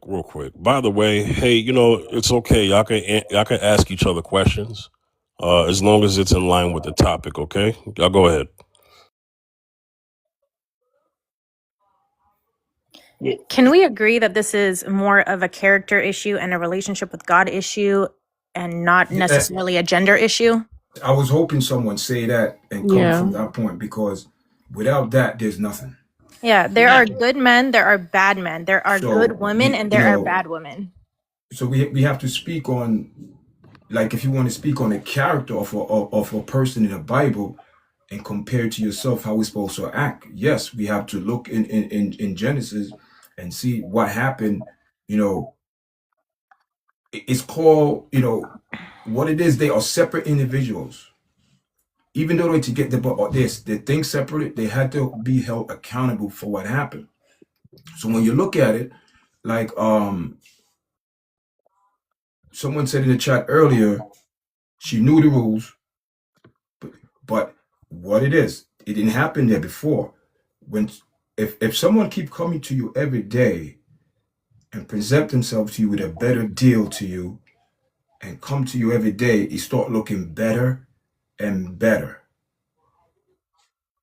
So when I'm not saying all women like that, and that's the reason why a lot of men is afraid of. It's the trust, not commitment. It's the trust. The Bible says the spirit of fear comes from the enemy. And when we can speak on men and women, but the prompt specifically asks about men. I can tell you that there's a lot of women out there that's going to see a nice man and they see him as a dollar sign. They see him as a way to be provided for and things like that. But when it asks about men, why are you afraid of marriage? Why are you being afraid of something, right? If you know But, that you're a good man, if you know that you're a godly man, if you know that you're a man who has standards, morals, and values, and you know you have that, you should not be afraid of marriage, because you know that God has a woman, the woman that God has for you, she's going to be aligned with you. I can't be out here be like, oh, well, men are doing this out here to women, and I'm afraid. No, I'm not moving like that. It's either when I'm going to use my discernment that God gave me, and I'm going to vet you properly. I'm not sitting on the phone asking you, what's your zodiac sign? Are you asparagus or a Capri Sun? I don't want to know that. I want to know, what's your relationship like with God? What's your purpose? What's your calling? Right? Yes. Right? I want to know about your family history. What's some things that you feel like you've been through? Right? I want to know, what do you think a role of a husband is, and would you expect me to show up as a wife to you? These are questions that I'm asking, right? who is speaking like that these days? You gotta be. They're out there. I mean, I think people are not meeting We have people to in be the right real. In the places. world as we see it right now, who is going? You see, I'm not saying it is going like that, but what I'm saying is this: who realistically is doing that? It's Very being done, but a hand, who's you can doing that count them right on now? half a hand. Because a lot of people is doing things on feelings. Yes. Feelings and emotion. It's Emotion. feelings and emotion. Yep. Especially in this day and age. Feeling and I feel this. Everything is a feeling emotion. And we all know women operate an emotion and feelings. We all know that. Yes. In yard chat, I that's why agree your that wife the is marriage not in the rates are majority. getting worse. Your wife is not in the majority of women. When you look at the majority of women out here in the world, understand your wife is not there. Your wife is in the minority. So Do why you know would I what be marriage focused? is? Why Do you would I know be what marriage focused? is? Excuse me? Do you know what marriage is? This is what marriage is. Matthew 19:4-6 described us what marriage Listen, I'm is. going to tell you what marriage is. Matthew 19:4-6. on a half. No, I'm living it. Let me tell you what marriage is. Marriage is when God put two people together. You are strong in that person's weakness and vice versa. And that's how you could lift that person up when he's weak, because you're going to be strong in his weakness. That's what marriage is about. And no one want to take the accountability for their part. Marriage ain't no 50-50, 100. Marriage is togetherness, is one. Where are we getting numbers from? 50, 100. Where are we getting these things From the world, realistically? from the The world. world influences people to believe a lie. Who's deceiving the world? All these believers in there. Who's deceiving the world right now? The Bible says you become one flesh when you're married. So when you have a person who don't want to spiritually submit, that's what it is. It's not spiritual to the man. When you spiritual submit to God, you're going to spiritual submit to who? To the man, because God is the head. Amen. See, you don't want to go there, but when the truth comes, see, accountability. Eve had to take accountability, and Adam, they both took accountability. Yeah, yes. Real quick. I hate to cut people off. I'm not trying to do it, but listen, I respect I respect what people are saying in here, but this is 2026. I also made this topic because we have to answer the why, right? Let's kind of go up the modern time, right? Because this is the era that we're living in right now. The why is, and Zacchaeus, you mentioned it when we started the broadcast, and that is men look at the divorce rates. They look at who filed the most. Yes, we have difficulties in some marriages. Yes, they could be stepping outside the marriage. They could be, financial issues, anything. But a lot of young men, okay, and men who are not married, they're sadly looking at other people's marriages. They're looking at what they're seeing, and they're like, you know what? I don't know if I want to commit to that. They're looking at the family court system. They're looking at who it favors the most. The fear of divorce, the fear of separating from their families. If you guys are looking at the artwork here, it's a woman, it's a family. The man's on one side and the woman and the children on the other side. There's a Yeah, reason why I picked that photo. Go ahead. I think mainly is because people don't have a good example. So they look at other people's marriages. They don't have like a mom and dad figure to present to them an example of what a marriage should be. Because I don't think anyone just wants to not get married, Well, with a lot of single family households, it kind of distorts the view that was the majority when a lot of us were growing up in that regard. That's what I'm Because a saying. lot of us, that's what I'm saying. A lot of us are from single family households, or we have friends who are from single family households. So the whole idea of holy matrimony has definitely diminished. And especially with the thinkings of this generation, I had a discussion with someone on the panel, and what I said was, I look at a lot of platforms on YouTube, and what I say, especially when it comes to marriage and relationships, and what I pointed out is a lot of people who point out certain points of the world, the information is there for you to decipher. And what I said was, with that information, you have to decide. Are you going to give in to what the world says, or are you going to stick with biblical principle? And what I do is I choose to stick with biblical principle, being aware of the mindsets of the world so that you probably know how to navigate. You can't just, But that's you. That's you. and Some people. Okay, go so ahead, finish your thought. so I come from a divorce marriage, right? Mm-hmm. And at some point, I know I Me too. just was like, I don't think I'm gonna get married, Okay. But somehow my mom brought me to church, and just because she did that, I was able to I figured out that I really did want to get married. Some people don't have that, Right. so So I think that also when we're having this conversation about what people are looking out into the world and seeing, we're not paying enough attention. This is why I was talking about external awareness. You're looking at this person, but do you ever ask yourself, why is this person this way, right? What made this person this way? What type of household did this person grow up in, right? Mm-hmm. Did you have structure in the household? Were you raised by a single mother, right? What did that single mother teach you, right? Was she trying to raise you up to be a good person?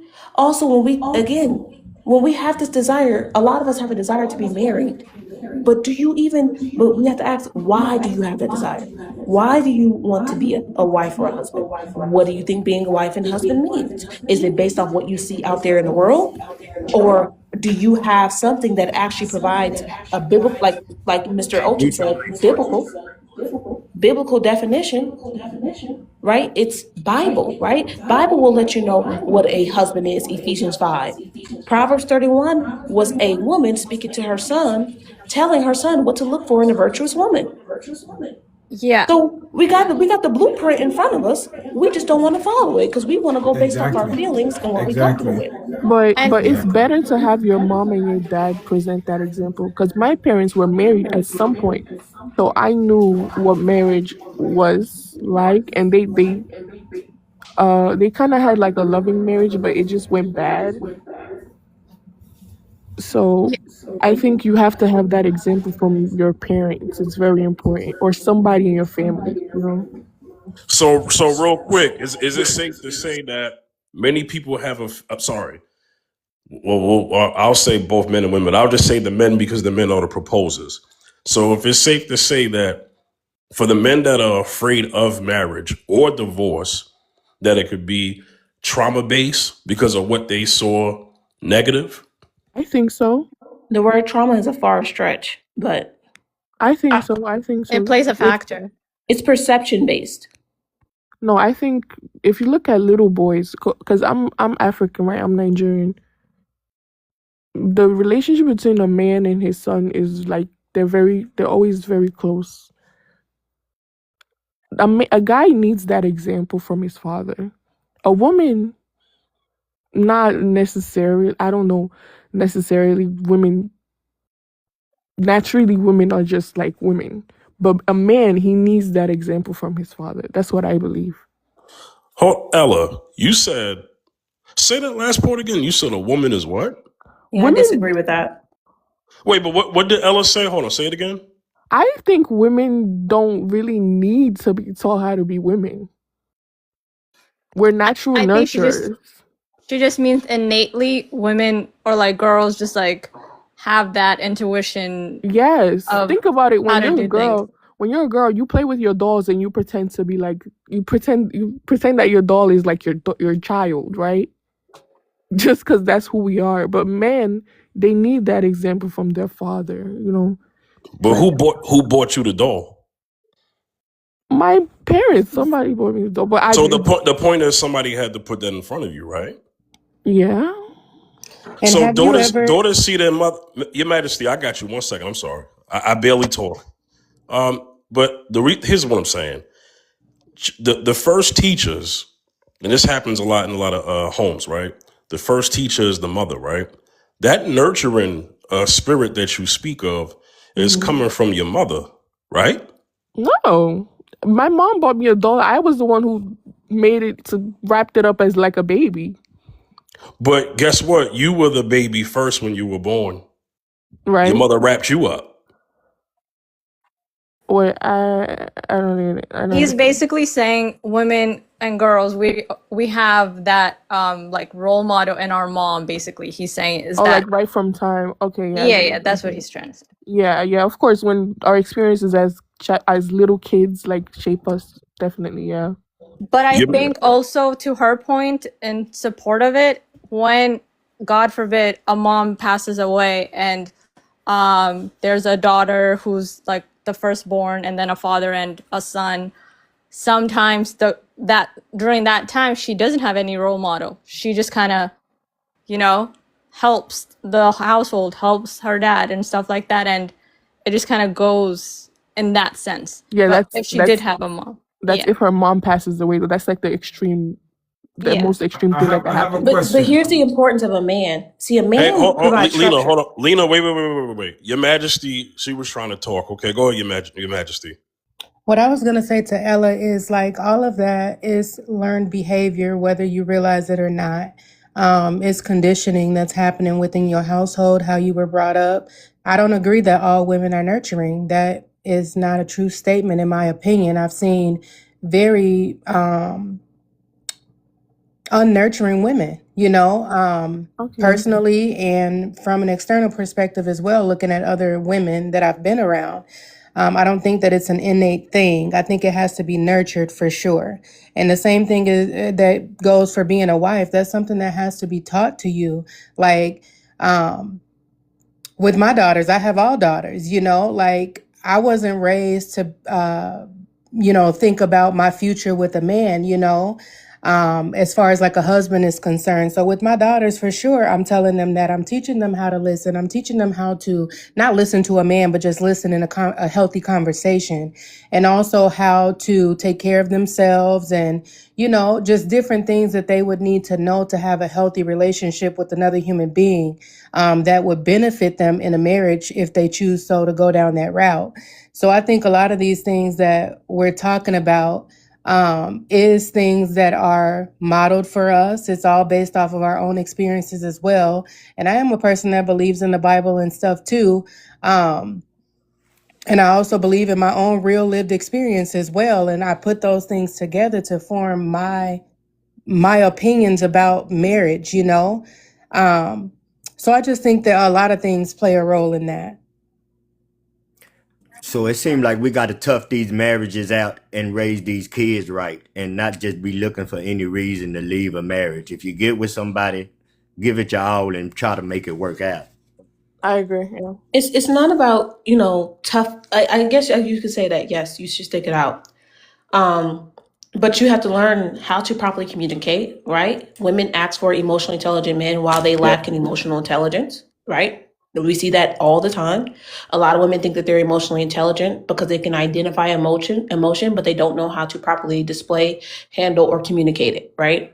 I think it's about understanding your purpose for a marriage. And then when we talk about submission, it's about you knowing when to yield authority, right? Same for the man. The Bible tells the men to love your wives in an understanding way, right? Some men are not always understanding, right?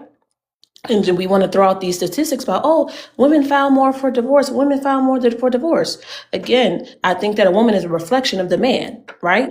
Who you are before you are married is who you're going to be in that marriage. If you're an adulterous, cheating man before marriage, and women, if you know this is who he is before marriage and you still enter into a marriage with him, again, I can only say that that's your fault. You did not have to marry that man. You knew he was like this before you married him, and then you expect him to change just because he put a ring on it. Doesn't change it, right? Same thing with men. Men, you knew she was lazy. You knew she was in your pockets. You knew she was needy prior to the marriage, and then you got in the marriage and you saw she was really running down your pockets, and now it's an issue, right? You look at the surface of things and you don't really understand who this woman is, and then you want to complain about it. Oh, well, she wasn't. It's been months and months and she ain't been giving me none, because she weaponizing her body for a reason. But if she was a godly woman, she would understand what 1 Corinthians 6 say. Husbands, ladies, do not. It says wives do not deny your husbands, right? And husbands do not deny your wives, right? Unless you're fasting and consecrating. So when we look at these things, like I said, we could always go back to the Bible, because the Bible won't give us every aspect. But when we talk about sticking it out, don't stick it out for the kids. Don't stick it out. You shouldn't be entering into marriage without properly vetting the person that you're entering into covenant with.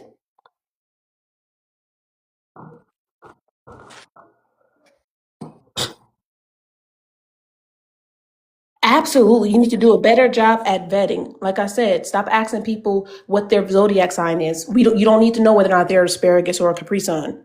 Find out who they are. You cannot try to love somebody by skipping the understanding of who that person is. Anytime you try to skip the process of understanding someone is and you try to go straight into loving them, this is why we see divorce.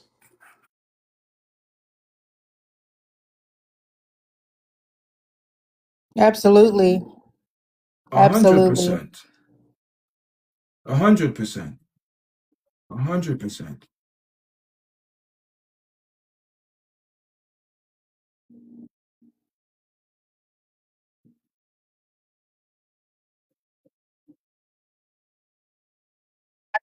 Do not bring your children to anger.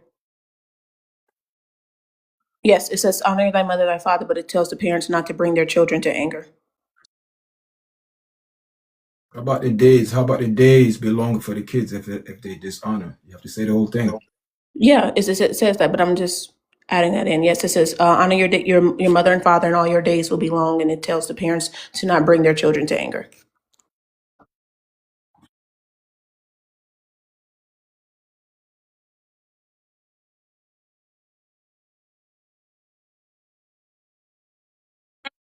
Disagree.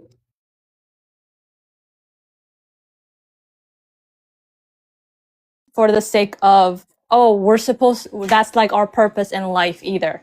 I personally don't think, especially nowadays, there's casual sex happening, all of that is happening, and then a woman gets pregnant, and then there's like the consequence and everything that goes afterwards, which is crazy to me that people are just so reckless in that sense.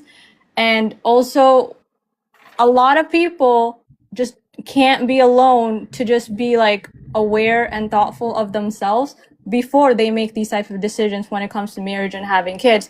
It's not something that you're supposed to make make lightly. It's like a serious thing. But nowadays, marriage and sex and having kids is so like, oh, it's so easy. It's like, no, and that's like the whole thing that this generation and this society has really Gigi, real quick, TikTok guideline. You can't say sex. You got to say intercourse. Okay, that's just a weird TikTok guideline. Sorry. Okay. Yeah. All of that is just taken very lightly these days, and it's really sad. And people that do it, it's not everybody, of course not, but some that go through with all of these things, they make it for the wrong reasons, not for the sole reason, oh, like I'm ready, I'm financially stable, my life has a good purpose and it's a good environment to bring an innocent baby into this and to be married and all of that, like, and all of the challenges that comes with it.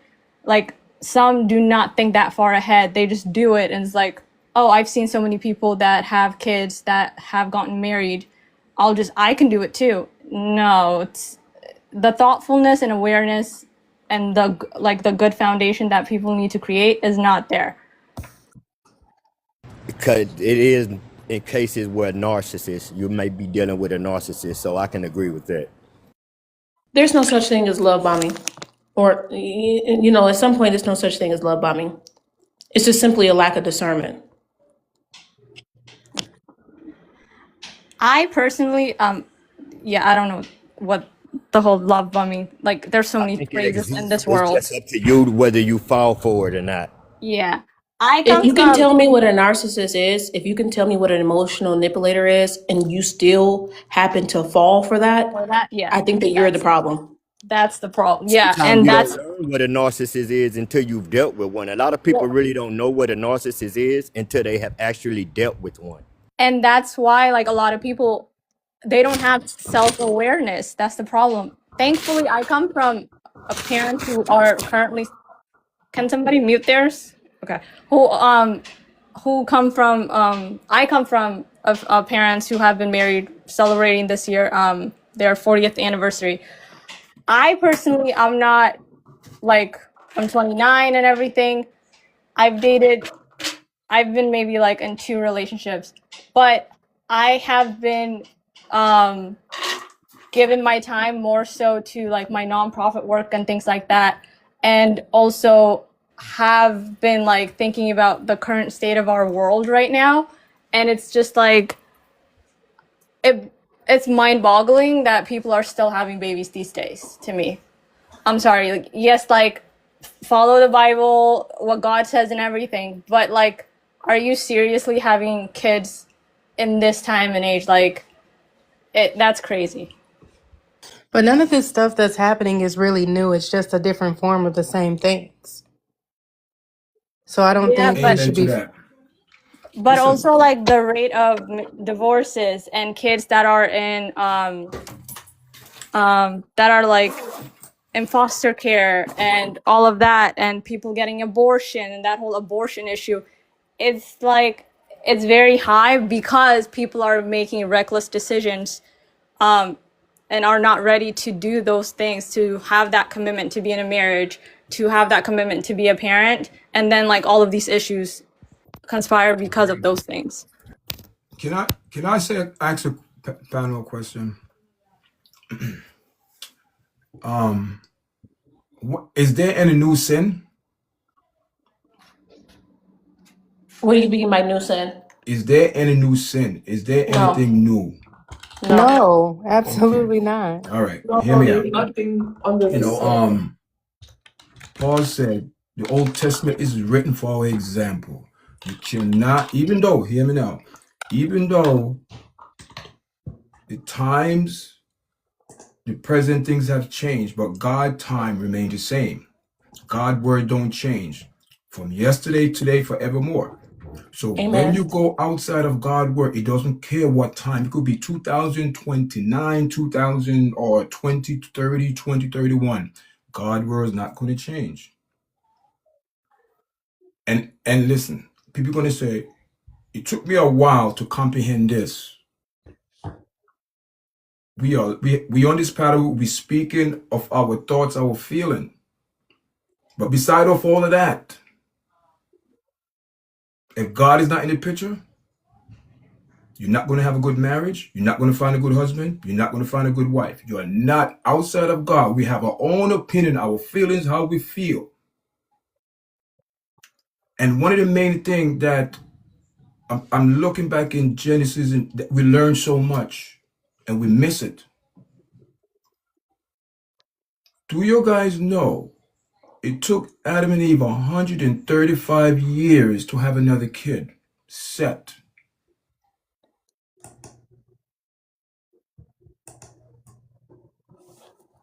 Do you think that was on good terms? There's history between that, but if I say it, your guy is probably go over your head, but it's not for that. There's history that we could learn, guys. It's a relationship that was there in the Garden of Eden. Study it. We're missing it. Everything God made was good. Who destroyed everything? Marriage is not marriage no more. Kids not being obedient no more. People cheating, people's doing that. Nothing is what it is in the world no more. Stop looking in the world and looking at people and getting answers. They influence you to make bad decisions. Look to who? To the author and the finisher of your faith. That's what matters. You will never find a good husband if you keep looking in the world and looking. Stop looking and look to God. If that's mattered to you, he will bring a husband or wife to you. But if it's not mattered to God and you keep bugging God, you're going to be miserable. You're going to come on this platform and talk. How many married women on this platform? I know these platforms. Let's get to the chase. How many married women on this platform? I'm not married, but I'm engaged. You see how this is the truth. I'm not here to hurt no one feel. I get to the point. Outside of God, you'll need to go back and read the book of Genesis and read it because it's about marriage and what happened. They never quit. Despite of the up and downs, what they went through, they never quit. They came back together. They wasn't together all the time, people. Study the word. I'm telling you. Yeah. Of course, all of that, yes, good and everything. It's still But relevant to today. it's not what? It's still relevant Oh, today. yeah. No, it's relevant, but I think it's my personal choice and that's not something I'm gonna change. But it's also like I'm not one that has been like praying for a husband. I'm not wasting a prayer on a husband. And like that whole thing that people talk about is just weird to me, that you would waste a prayer about a husband. You need to be a kind, good, compassionate person in this world. And if that happens for you, that's great. But I don't think that should be like your life goal, like when you're going through your days. I I think there's purpose in covenant, or else God wouldn't have created it, right? Thank you. Thank you. Now, of course, we know that in 1 Corinthians 7, he tells us that as single men and women, we are to be focused on the things of the Lord. So I agree, our desire for a husband or wife should not be desire for the kingdom.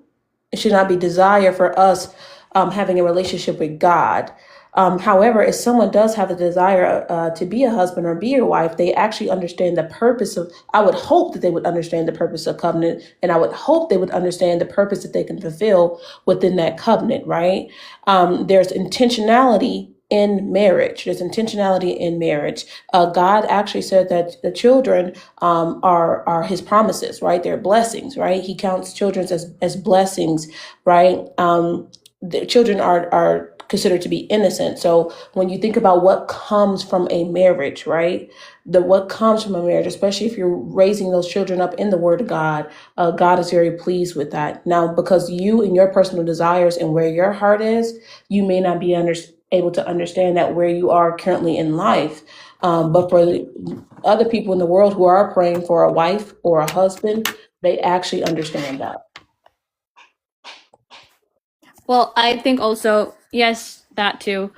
But like, we've seen like, well, I've seen in society, not personally, but like in a way that when men, especially, they get to a certain age or something, some men, not all, and they're not like married and they don't have family and kids, they somewhat, and like after a couple of failed relationships, they turn evil, or like I don't know, they just like their whole persona kind of changes, and like they feel like a failure and stuff because they made like being the head of the household and like being a father such like their end all be all like type of goal. And I just don't think like that's what we like society need to, even, I don't know, I just don't think that should be the like people's purpose on this earth right now, or like their focus on it. Like, go through life, be a good person,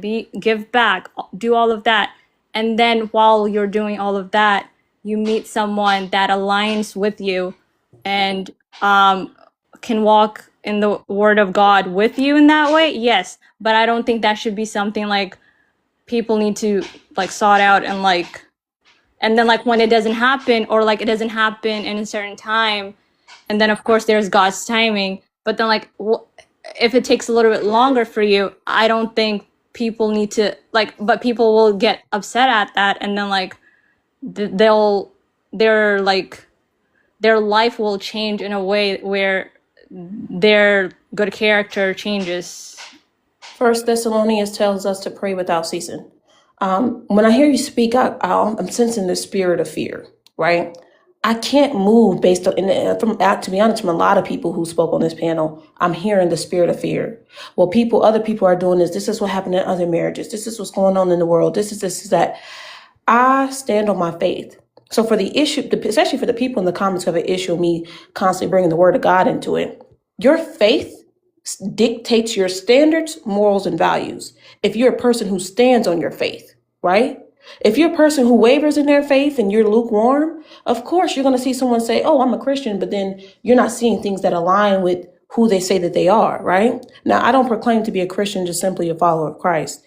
But my faith dictates my standards, morals, and values. I refuse to go out into this world, live in the spirit of fear. I can't say, oh, I'm not going to go travel to that country because people over there in that country have been unalived because they profess their faith. I can't say, oh, I'm scared to go over here. I cannot move like that. I can't say that, I'm afraid to go into marriage because I can't say that I'm afraid to accept that job. I cannot move in the spirit of fear. And I will not let what's going on in the world dictate how I move, because I know what's going on in the world is ungodly. I know it's the enemy. I know it's people who are not rooted in God. That's all I see. So because I know that I'm where I'm at with my faith and how rooted I am, I could never move in the spirit of fear. And when we talk about what you said, Gigi, is being focused on your purpose and calling. Whether you're a man or a woman, God gave you a purpose and a calling. You can be focused on that. right? While still having the desire. But when you take your eyes off God, that's when you allow temptation to come in. That's when we allow temptation to come in, which will allow us to fall, right? But that's why Matthew 6:33 tells us to seek Christ, right? It says, seek God in his king. It says, seek his kingdom and all his righteousness, and all will be added unto you. So as long as you're keeping your eyes on him while also being obedient to the purpose and calling he gave to you, you'll get the spouse that you want. God knows God is not going to give you what you want. He's going to give you what you need, right? He's going to give you what you need. He knows your heart. He says he searches your heart.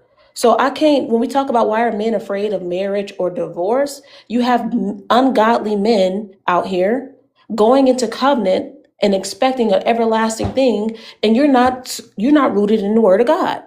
You're not a man of God. That's simply what I see. You went and got a worldly woman and thought that this was going to be a 60-year marriage or however you thought this was going to be to unalive and do us part. It just doesn't work that way.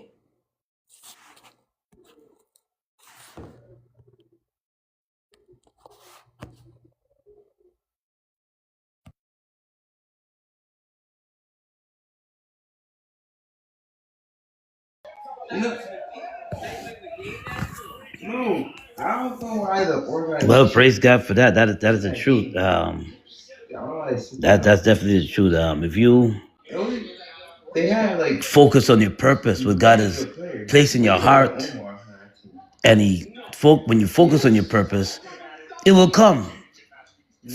First you focus on whatever God has laid out for you, whatever God's will have for you in your life. You do that, and you work at it, and He'll give it. It says, "Seek ye first the kingdom of God." All these things are to be added unto you. He'll do that, and all these things shall be added unto you. But when people don't follow the principles of the Word of God, and they do what they want, they do, and they focus on worldly possessions and other material things, and then they expect to have a healthy relationship. It never works. It never works. You hear it. It never works. It just never works. But yeah. Yeah, man. Listen, so we at this point now. What's the solution? We all said, we all need, man, whatever the situation is, we all had a good discussion about it. We all know that the current situation, what are we going to do about it? Because we all contribute to it, because we all live in the world, right? Condition of the world. So how we got here and what we're going to do. We know how we got here, but how are we going to resolve the issue? Raise our children with good character, values, a strong relationship with God, and cultivate their discernment and teach them to truly, truly stick to that discernment and not waver from it when the enemy does try to come and deceive. Be But I think it comfortable in your starts with season of singleness. self-assessment, though. I'm sorry about I that. say we stop pointing the finger at each other and get to work. Yeah, self-assessment. Yeah. Find comfortability within your season of singleness. Being single is not a bad thing. The world makes it seem like a bad thing. It is a good thing. You have the unlimited ability to be devoted unto the Lord, and you have the unlimited ability to forever pour into yourself, work on your value, right? You ask the Lord to prepare you for marriage. If you are a single person and you have a desire to be married, pray to the Lord that he prepares you for marriage, right?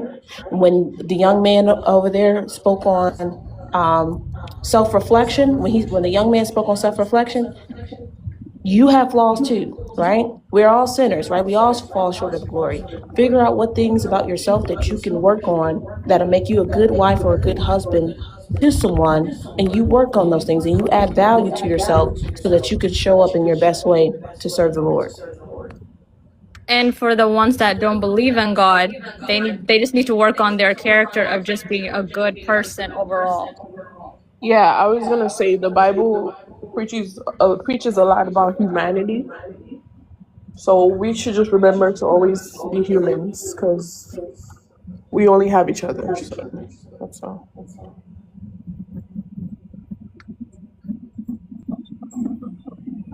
This panel is so refreshing, by the way, guys. I have No more come from pointing so fingers. many lives where people just attack and blame each other, and it's the woman's fault and it's the man's fault. And I love that a lot of people here are actually seeing the root issue and looking at the true solutions instead of just trying to tear each other down. Hey, so I want to come in. I appreciate you for saying that. We don't do that here. You know, we make sure we respect each other. And I understand because I have seen, shout outs to the Lapeef. I know who that is.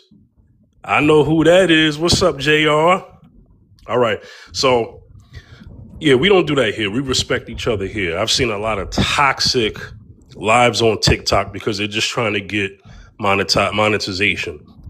We respect each other here. We're adults. I assume that everybody on this panel was over 21. Okay? And we can have a constructive conversation, you know what I'm saying, by respecting each other. And, you know, I'm fair. I'm going to have topics for women and the topics for men. Okay? So I'm fair. So, hey, rock with me. We go live again Saturday afternoon, 1 p.m. Eastern time. Wherever you are in the world, 1 p.m. Eastern time. I go live again Saturday. Okay? Anybody else got something to say? We need to start speaking out for each other. Stop letting women need to back black men need to back women. Stop looking at our faults, look at the qualities, stop bashing each other, and we both need to back each other up. No more pointing down on men, no more pointing down on women. It's about building each other up. And I also think that it's just great to be able to have healthy conversations with people to understand their perspective and their heart and not to always be right. I think we can learn a lot from each other in platonic relationships too. So I just think being willing to do that is going to help us tremendously. Just be willing to do the work, you know, because it's been said that whatever you want to be successful to, they say it starts in the heart and mind and ends in your reality.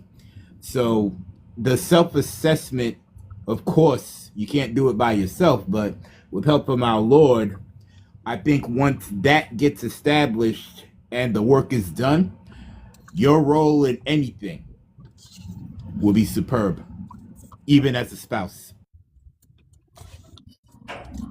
My final words are the Bible is literally a guide to life. There's nothing that you will go through in life that you can't go to the Bible and get some wisdom and knowledge of. We are living in the end times, so I would want everyone to pick up their cross and follow Christ now. Don't wait until you on your unaliving bed. Don't wait till you feel like you're an old person. The time to serve him is now. And when we talk about the topic of marriage, everything about marriage is in the Bible, right? You will see marriage in the Bible. Long suffering is one of the fruits of the Spirit. For some reason, we think that we're not supposed to have any trials or tribulations in life.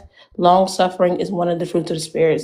You got to stop thinking that you the only person that's not supposed to go through something in life.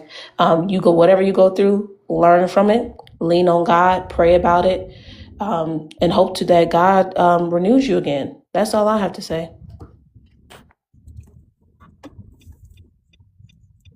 Love you, sister. All right. I'm going to keep the live going a little longer because we got two new people. Let me get the Rita B. Rita B, are you there?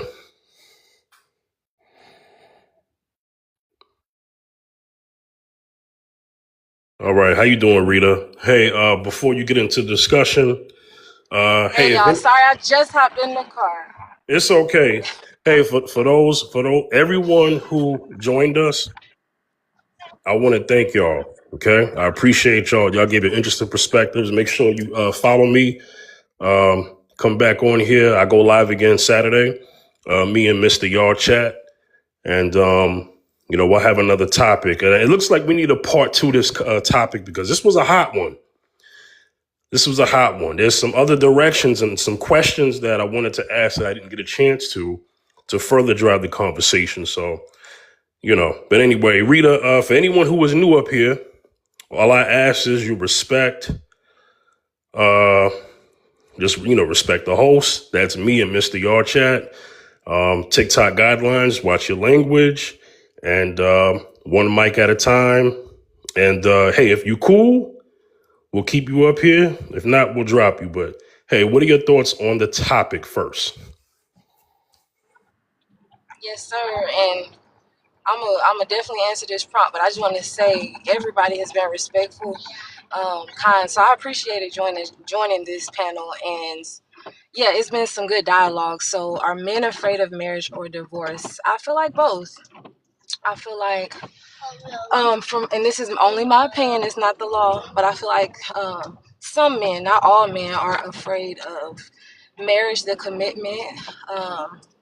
Maybe they feel like they're not prepared in their role to be a partner. Maybe they have not saw a bunch of successful marriages in their community, in their families. The marriage or the divorce rates are extremely high right now. So I feel like men are scared to get married just out of preparation, out of commitment. It could be out of lack of options as well. I can only imagine what men feel like because I know what I feel like as a woman, which is not a whole lot of men that I've seen that I would even entertain, like having them to court me, let alone marriage. So it could be the lack of options or not just seeing a viable partner. And I can get into that later, but just I heard people touch on like being single, being in their purpose, and I feel like that's definitely like a bingo. When you're single,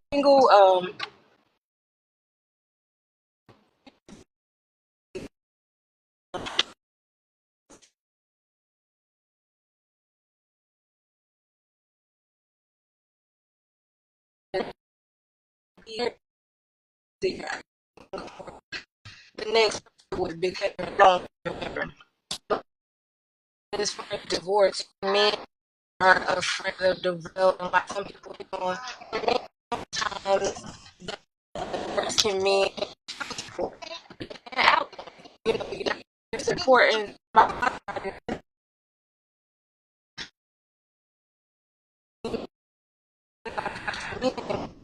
Like because unfortunately sometimes women can divorce. So yeah, that's my answer to the prompt. I appreciate like the dialogue, and I would love to get into some dialogue with y'all, but that's my answer. All right, King Chef, you're next. What's up? Are men afraid of marriage or divorce? I would say yes and no. And I know it sounds contradictory, but I'll explain why. I say no because we practice marriage all the time, right? But just by modern standard is no longer considered marriage, right? What do I mean? The word marriage is two becoming one, right? Two things becoming one flesh, right? And that speaks of the consummation of a marriage, right? We can go to Exodus and Leviticus where if a man was to sleep with a woman, he was told to give her a certificate of marriage, right? Because it was understood that the smex was the two becoming one. The Bible says that you become one flesh, right? And the certificate is the evidence of that action, right? You took her virginity. You guys have become one. You must give her a certificate of marriage for evidence to those around that you have taken this woman to be yours, right? But I say no. I say yes because in modern day times we have made marriage is the certificate, right? And because now that the certificate has become legalized, right? Whereas it used to be between a husband and the father or through the church, but now it's through a government who has no morality that they uphold marriages by. Men are weary of going into a contract with the government, right? Like we said, the divorce rates are high, mostly initiated by women, right? When men are the ones that do give the women the marriage, right? And I think it makes sense that men are wary of going into contractual, legalized marriage. But as far as the smacks, men practice that all the time. But I'm gonna land on that for now. All right, Major Flips. You there? Yeah, what's good, G? Now, brother, I have seen you in the algorithm. All right? So I know you're not new to this live stuff. Do me a solid. Share the stream, repost it, okay? All right, for sure. That's what's up. All right. If you cool, we keep you up here. We respect each other. No toxic panel energy on here. It's okay to have a conversation, but we're gonna let people, get their words out. You know what I'm saying? Major Flips, what's your response to the topic? Are men afraid of marriage or divorce? In my opinion, I believe they scared of the divorce. You know what I'm saying? Like, the divorce rate is so high right now. It's like you kind of gambling. You know what I'm saying? And even the richest man in America went through a divorce. So I mean, I think that says a lot. Like, you can have all the money in the world, and these women still will, I don't know, man. It's a gamble.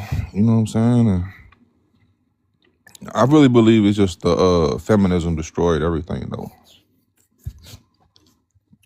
Yo, unpack that further. I need to hear that. Just being, I guess they call it what, hyper independence and all that stuff. Like allowing women to work and sexual liberation and all that. You see what I'm saying? They could just run their body count up. So yeah, bro, the body count too high right now, man. You gotta marry a 304 or S worker or something like now. You know what I'm saying? So you might as well just go to Africa and get a wife, man. It makes no sense to marry an American woman when they gonna. You gotta be like the only women I think are serious about marriage are single moms. Like, that's my opinion though. Like, single mothers are the only women that's really want to be a wife and have a real love life. But she ain't got no if she ain't got no baby daddy who ain't doing his job or a husband that left, it's like, yeah, you gotta. Single moms are more serious than single women. Like, that's how I view America. You see what I'm saying? I land right here. Yo, Major, I need you to brother, I need you to substantiate your claim. How do you prove that a single mother is more equipped or more ready for marriage than a woman with no kids? I'm just curious about that, that point. That's all. It's like they have more responsibilities. You know what I'm saying? So they're more serious about life than the single woman. Like, the single woman, she could just do what she wants. She's still popping bottles at the bars, and you see what I'm saying? But the single mom is like, she looking for love. You know what I'm saying? She really looking for love. You ain't never a single mom out here, bro. You ain't never ever. I tried once. That didn't go too well, because although she was she ended up doing a lot of lying, and it's not because she was a single mother. It was just because of who she was. First of all, she lied about even having children. That's number lied one. about having kids. Oh yeah, brother. Oh yeah. What? Hell no. Okay, I'm just saying. I'm not putting this on no single mothers, but what I'm saying is, I've tried it before, and it's just not for me. But here's the thing: I don't have any kids, so I feel like because I don't have any kids, I can still ask for a woman, who doesn't have any. You know what I'm saying? But for those who do have children, I get it, because it's kind of like if the man got kids, then okay, get with somebody else with kids. But I think what happens is you have that situation where people feel like they got kids, and then they grandstand on the person that they want not having kids. To me, that don't make sense. If you already got kids, how do you make that rule? So that's how I feel, about that. But some good single moms out there, though, man. I'm sure there are. But single mothers get judged for this reason, right? You know, a man will come into the picture and say, well, if she ain't get it right the first time or the second time, because, you know, some are repeat offenders, how's she going to get it right the second or third time? Or how come she didn't marry the first man she had kids with? You know, a lot of that comes up in a conversation. I'm sure you've seen that. Yeah, who we to judge her though, man? The man could have scammed her. So my question is, host and people. Let me get what you wrong. Let me just say this: I'm a single mom. I don't take offense to anything that's being said. Okay, I do recognize my faults and things, you know, where I learned from. Right, I had to learn from my experience. I couldn't hold it against all men or anything like that, or my childhood or whatever. I just had to take accountability. Right, but I agree that there's some men who say we don't want to deal with single moms, and then I say, oh, okay, like I completely agree, right? I have a brother who doesn't have kids. I tell him, hey, don't date a woman with kids. Like you don't have any kids, you know, find you someone that you can, you know, build with from. Why you tell him that though? But I tell him that because simply where he is at in life, he doesn't need to where he's at in life. But basically, you will have men who have children who say, I don't want to date a woman with children. And like you said, host, I feel like people with children should probably be with people with children. I agree with that That's in the wholeheartedly. perfect world though. Like, what you talking about? But a lot of people have children. There's a lot of single fathers out there, because you got to think, if there's a lot of single mothers, there's a lot of single fathers. Yeah. You know what I'm saying? So I think that, here's what I'll say. If you are a person who does not have children, you have to be honest with yourself and ask yourself, can I handle what comes along with a woman who has a child or children? Can I truly handle the responsibility that comes with? If you know deep down in your heart you cannot handle that, then when you pursue a woman and you say, hey, tell me about yourself, and she says, oh, I'm a mom. Thank you for your time. Have a nice day, lady. You move on. The issue is, I think that single moms, what I've noticed, that some of them, they get lonely, and out of desperation, they allow men who don't have children to come into their lives. And, you know, just they go through the same thing they went through with their first baby's father, right? Or they just simply don't learn from the first situation, like what got you here in the first place. Earlier, I spoke on internal and external awareness. They don't pay attention to the mistakes that they made that got them there in the first place, which is why it happens a second, a third, and so on, fourth time. But when you actually take time to self-reflect on that, and you want to do better, you have to change your behaviors, your patterns, and you even may have to just change your type. Let me add this real quick, because I didn't really talk much the first 2 hours. Not to point any fingers, but, you know, what you find in a lot of studies is that you have women that are having their first child with a man who's on his second or third. So most men are single and childless. Now, that could be a couple of factors. It could be, in some instances, not every woman knows who, if she's being a 304, like Major Flip said, there are women out here, some, not all, that may not even know who the dad is. So because of that, they don't even, you know, count them in the numbers. But what are we going to do with addressing why you have women out there, not all, once again, who are having their first child with a man who's on his third or fourth? You know, how do we address that? I think that's wild for Slim, one. man. He got slim options out here, bro. No, I think that's wild, right? I think it comes from lack of external awareness. If you're a woman who does not have children and you're getting with a man and thinking that, oh, he had 3 children with 3 different women, I'm going to be the wife now. He's never married any other women. He's left all those women with babies to take care of. What makes you think that all of a sudden he's going to come across you and make you a wife, right? So I think that you really have to, when I talk about discernment earlier, I was truly talking about discerning, right? So look at the full picture. He may come to you and say he's a changed man and my baby mama say this, this, and that. But according to the United States of America, there's over $4 billion in child support debt. Only 40% of women who file for child support actually receive it. Out of all the women in America who file for child support, only 40% receive the child support. So when you look at those numbers and you pay attention, sis, you might want to be careful. If you don't have any kids, I recommend that you go with a man who does not have kids, who's very intentional about his procreation and intentional about finding a wife.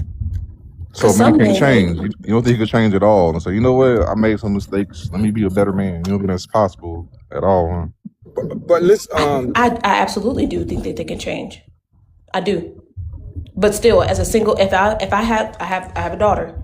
If I had a daughter and she met a man who had 3 kids, 3 baby daddies, and he changed, good for him. I'm glad that the Lord was able to renew you. But no, you're not going to deal with that as a woman who has no children. Maybe he could find him a woman who has a child or children, and maybe they can come together and blend families. But no, it's not happening. Sorry. But you think you can control who your daughter falls in love with? What you think? I'm not saying that I can control, but I would teach her from as a young age now. I would teach her To avoid men with babies. But hear this Yes, now. absolutely. Can I say something? I understand your point and your logical. I understand 100%, but I don't agree with it. You don't have to. Why? You know why? The word is accountability and choices. Mm-hmm. And it seemed to me I'm not hearing that word chooser, around, it's not being thrown around. It should be thrown around very loosely. Listen, What did I first say when I first came But up how here, you a y'all? single mom saying what I'm saying is this. Can I Wow. land, please? Can I Go ahead, land? go Can ahead. I land? What I'm saying is this. Both parties got to take accountability, because if a woman know that a man have 3 kids and she don't have no kids and she choose to go sleep with him, that's her choice. Mm-hmm. That's her feelings. That's Yep. her emotion. So therefore, and to make it worse, if you're laying down a man, what are you supposed to do? Safe sex. Practice safe sex. So if you choose Purity. not to do We're it, not that's your practicing safe choice. sex. We're practicing purity. You know what I mean? Whatever it is. People say all these things. I look at the condition of the world now. I don't live in a make-believe world, put my head down in the Bible and say it's what. No, the world is not like that. What we see right now, a lot of women are making bad choices. A lot of men making bad choices. That's So what just it because is. your parents made bad choices, do you think that you have to make choices because your parents made bad I'm choices? not saying. You heard what I said? Each one have to take accountability for their choice. Just because your parents make a Exactly. mistake, so therefore look at the condition of the world now. That's what I'm saying. Uh-huh. Don't look at what we're seeing. Oh yeah, this is good to talk about these good these solution, that solution. No, but look at the issue we're having right now, presently in the world. Every nation is the same thing. Yeah, I am looking at it. I'm Hey, looking Ho, at it. somebody trying to come I see a up. lack of God. I see a lack of God. I see a lack of structure. I see a lack of teaching. Yes. So So me being able to recognize that, and I'm raising a child, I say, okay, I did things the wrong way. I followed, and I looked at my family. I looked at the women in my family. I said, wait, I'm following a pattern here. Let me wake up and get right. Right. So yeah. when I noticed that, I said, okay, I'm going to raise my child up in the word of God. Now she has free will, right? The word says we have free will, right? We can go out and we can, she going to go, but I'm raising her up in the word of God, right? I'm going to teach her I'm not teaching her religion. I'm teaching her relationship with God, right? Okay. Then secondly, I want to teach her the importance as a woman to maintain your purity, to find your husband. And I'm going to actually teach her what the word of God says a husband is.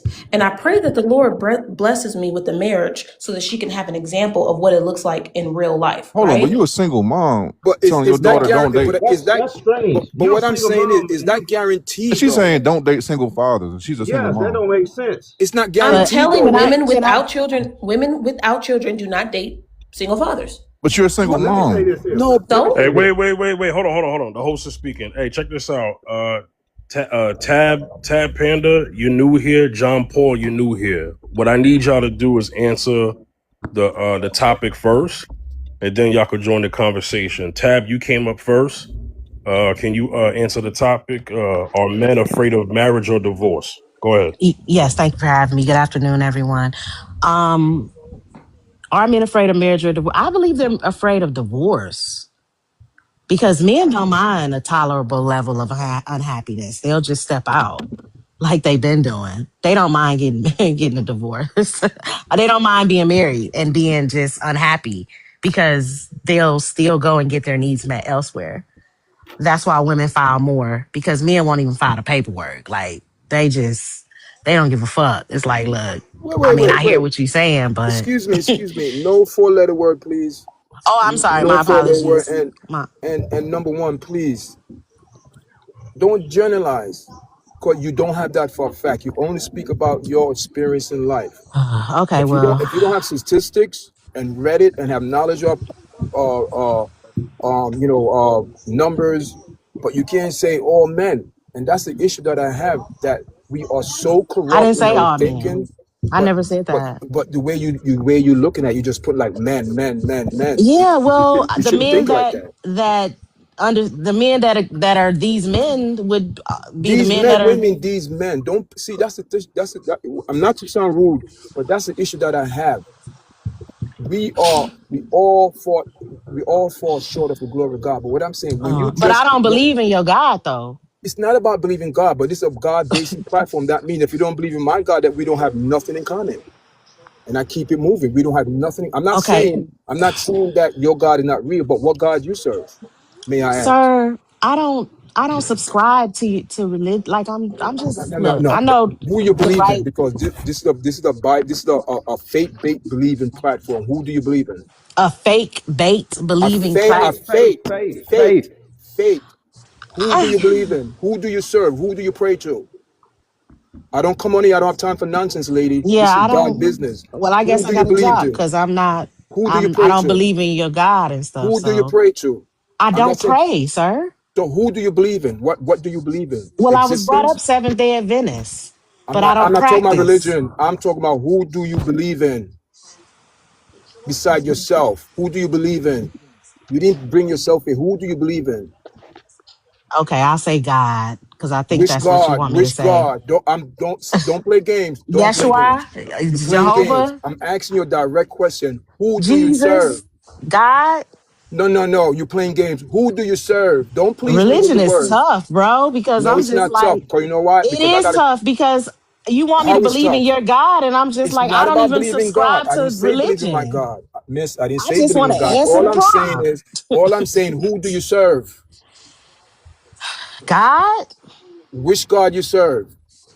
Jesus, Why you serve Jesus? man, are you kidding me right now? I'm not kidding you, because I'm taking a Why the standard. fuck? You don't understand. Who do you Like, believe in? I'm serious. I'm not trying to be because rude. I I'm didn't being see serious. you like drill nobody else, and you got No, me up because here, you and came now here, you you said want I don't to. believe. If a person come on your platform, see don't believe in God, I am not going to accept you and say come on this platform, Oh well, let because me I am try, not. brother. Because Let me it's not try. until you explain yourself which God you What? believe in, So who you you gonna pray hold me to. hostage until I I'm give not you the holding you. You're words free that to you want go. me to give Nobody you? forced you. Miss, this is not an argument. Nobody forced you to come on this platform. All I'm asking you, throwing that word loosely, God. Which God do But you I believe in? just want to answer the prompt, sir. Yeah, brother, I think you're being a little Like, too hard like on the I ain't sister. got the freedom to answer the prompt. I gotta It's not. believe You're going to in answer the God and question. your God You and will which answer the God question, but and guess what? If we don't take a standard, who will? listen. The fact of the matter is, I don't believe men are afraid of marriage. I believe they're afraid of divorce because it says are men. It doesn't specify which men. It just says men. So I'm responding in kind. Are men afraid of marriage or divorce? I believe men are afraid of divorce. I don't believe they're afraid of marriage. I believe they're afraid of accountability because if you cheat on her, she's going to divorce you.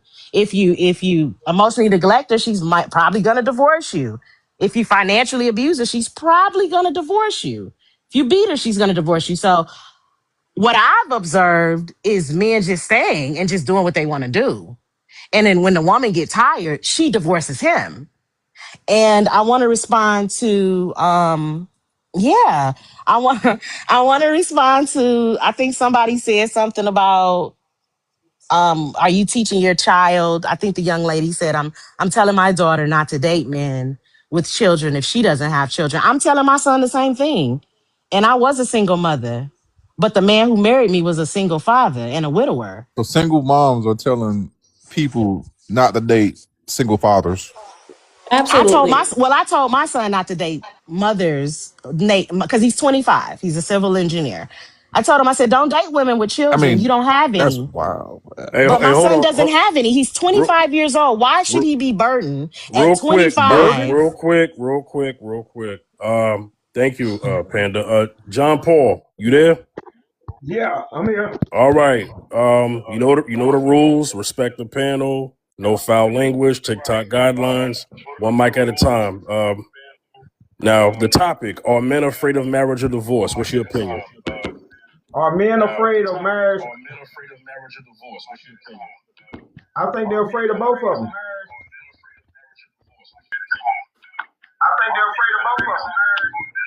Somebody got an echo. I think it's John. He got lag or Well, let me something. mute up. I think they're afraid of both of them, and they should be. They have good reason to be. I'm afraid to marry any woman out here. And see, the reason why we sit here and talk about, we tell them not to date a man with children. I'm gonna teach my daughter and son not to date somebody with a high body count to begin with. We don't have no problem with that, but we have a problem with somebody having a child. That person could only be with one person. I don't have no problem with that. Now, divorce, yeah, men afraid. They don't want to lose the stuff they work hard for. We want to go out there and work 20 years, 10 years, and someone take around and stay with you for a year or two and take everything you got. Come on, man. Nah, ain't nobody doing that. Then you marry, the whole purpose of marriage, the sacredness of marriage. I don't care who get mad about it, but you can't deny it. The whole sacredness of marriage is you have to be a virgin to even get married. So ain't none of you worthy of it. So why would you go out there and do something that's stupid? You're a fool to marry somebody these days. And the bottom line, you got to be sick. And these women come up here and say, I'm going to tell somebody my son not to marry somebody who got kids. Them some selfish people, man. That's a selfish mindset. Oh, I'm going to look for a husband. I'm a single mother, but I'm going to look for a husband. But I'm going to tell my kids not to do the same thing. Don't put that burden. Don't let anybody put that burden on you that I'm putting on somebody else. You didn't hear me when I said my husband had Oh, he kids just too. said it. He said it. My husband has children too, John. What they got So, to do with it, though? It's still what they got to do with it. well, Why we equal. I'm a even if you single do mother. have He was a kids, single daddy. It works. unless only reason I can justify that Shit. if he didn't want kids. Now I could justify that. Yo, Panda, stop cursing. I heard That's the you. only Shut way up. I can justify it. Other than that, nah, man. My son can marry a woman with got kids. She might be a good woman. The She might, thing like I said, is, her husband could have passed. Could have been a great woman. Never been nobody else but that one man. Good. do you think men care that I'm a single mother and I've only been Let with me one finish. man my entire life? The one Men man? don't care. They look at You me and might they not say, get. "You're a You might single get with mother." a woman who ain't got no kids and got But they 55. exactly. Come So on, they man. say you're a single mom. They say that you're a single mom. I can't handle taking care of another man's child. I don't care That's if you've only fine. been with. I don't care if you've only been with one man your entire life. I don't care, right? That's cool. And guess what? That's okay with me. That's Because guess that's what? I don't want who does not want me, right? that's their That's right. But cool don't with go me. around telling But everybody else not to do it because you don't want first to do it. off, I said that I would tell my You don't daughter want your kid not to do to it. date, not to be with a man who has children, right? Simply because if she does not have children, she has to take on the burden, right? I've seen both men and women without children have their life put in danger dealing with someone who does have children because they have an unhinged baby mama or an unhinged baby daddy. That's a But you skit. I That had a done ain't why you kid. seen doing it. I done That ain't seen why you women doing it. It's you doing But it you I out got done of a seen kid and women you and a marry. I done husband seen though. women. I done seen women marry men That's not who why have you so doing much it. child support, and now her checks are That's being garnished selfish. because That's what his I'm trying to lack tell of you. Now come on with it. responsibility. I'm That's not not what it teaching. is. I'm teaching my daughter to learn from my mistakes. Money. I'm her first example. I'm her first teacher. I'm going to let you know what Well, I let did me wrong in ask you life, something then. and I don't want you to do it. Did you teach your daughter not to have what you call before she get married? Absolutely, that's what the Bible says. Did you do it? Are you an example of that? Did I grow up in the Bible? No, I Are didn't. you So of an course I did example it. of that? Keeping your I'm a secret. sinner. I sinned. Yes, I did. She's a We Out of sinner. all wedlock. we all sinners one way or the other. Exactly. But I'm gonna tell my Dang. daughter, don't do it. Why don't do it? Even if I was only with her father, 30 years old, only been with her father in my life. But guess what? I'm gonna tell her what that got me.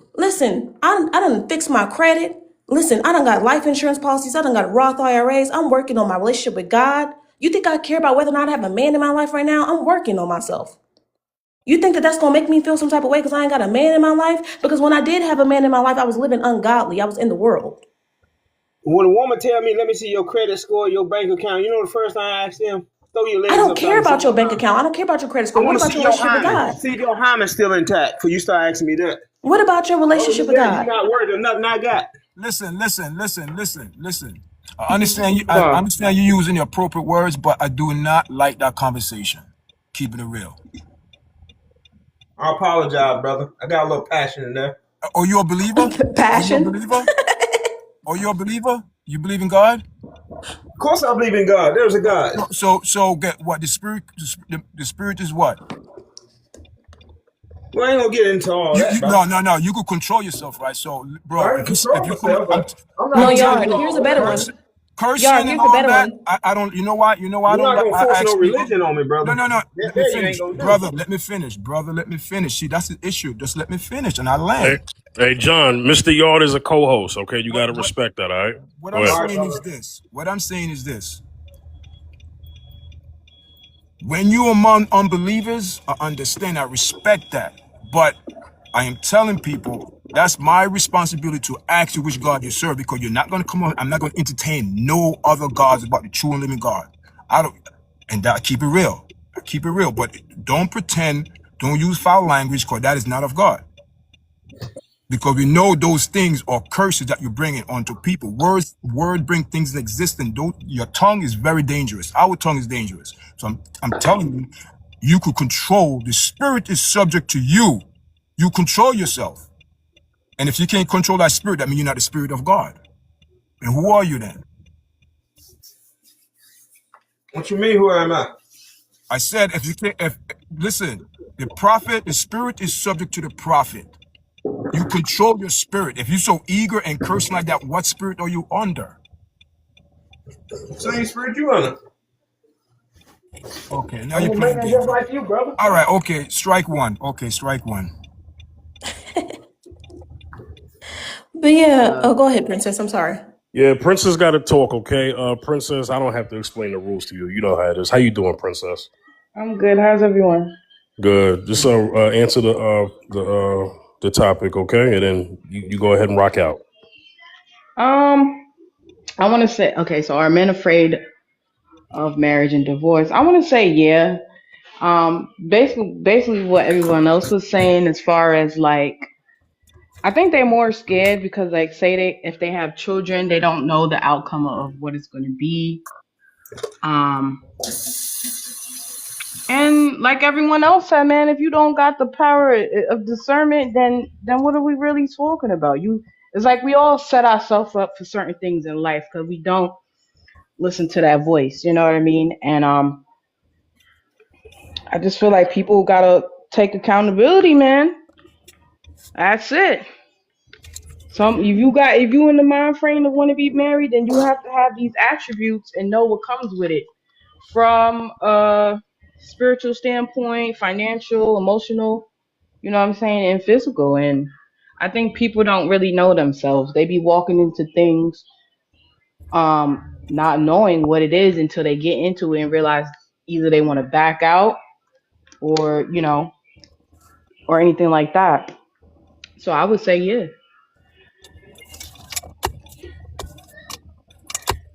And I've been listening from the beginning. A lot was said, so kind of like hard to put all my thoughts together. But I definitely would say yeah. But you really just have to have. And what nobody talked about is, before you even walk into any marriage relationship, you have to deal with the shadow side of yourself, meaning knowing what are your triggers, and dealing with the side that you necessarily don't want to deal with, the things that you hide before you even deal with anyone, first and foremost. And I'm seeing a lot of people not doing that, and then they get in these relationships and people pointing things out, and then all hell break loose. And that's all I gotta say. Okay. So real quick, there's some bullet points being missed, and I get it because sometimes we go down rabbit holes with certain points that we make, right? So there's the why, right? So one of the things I want y'all to keep in mind is that there are things that are happening currently. So, like I said, you have many men who were given bad examples right? Men and women, right? But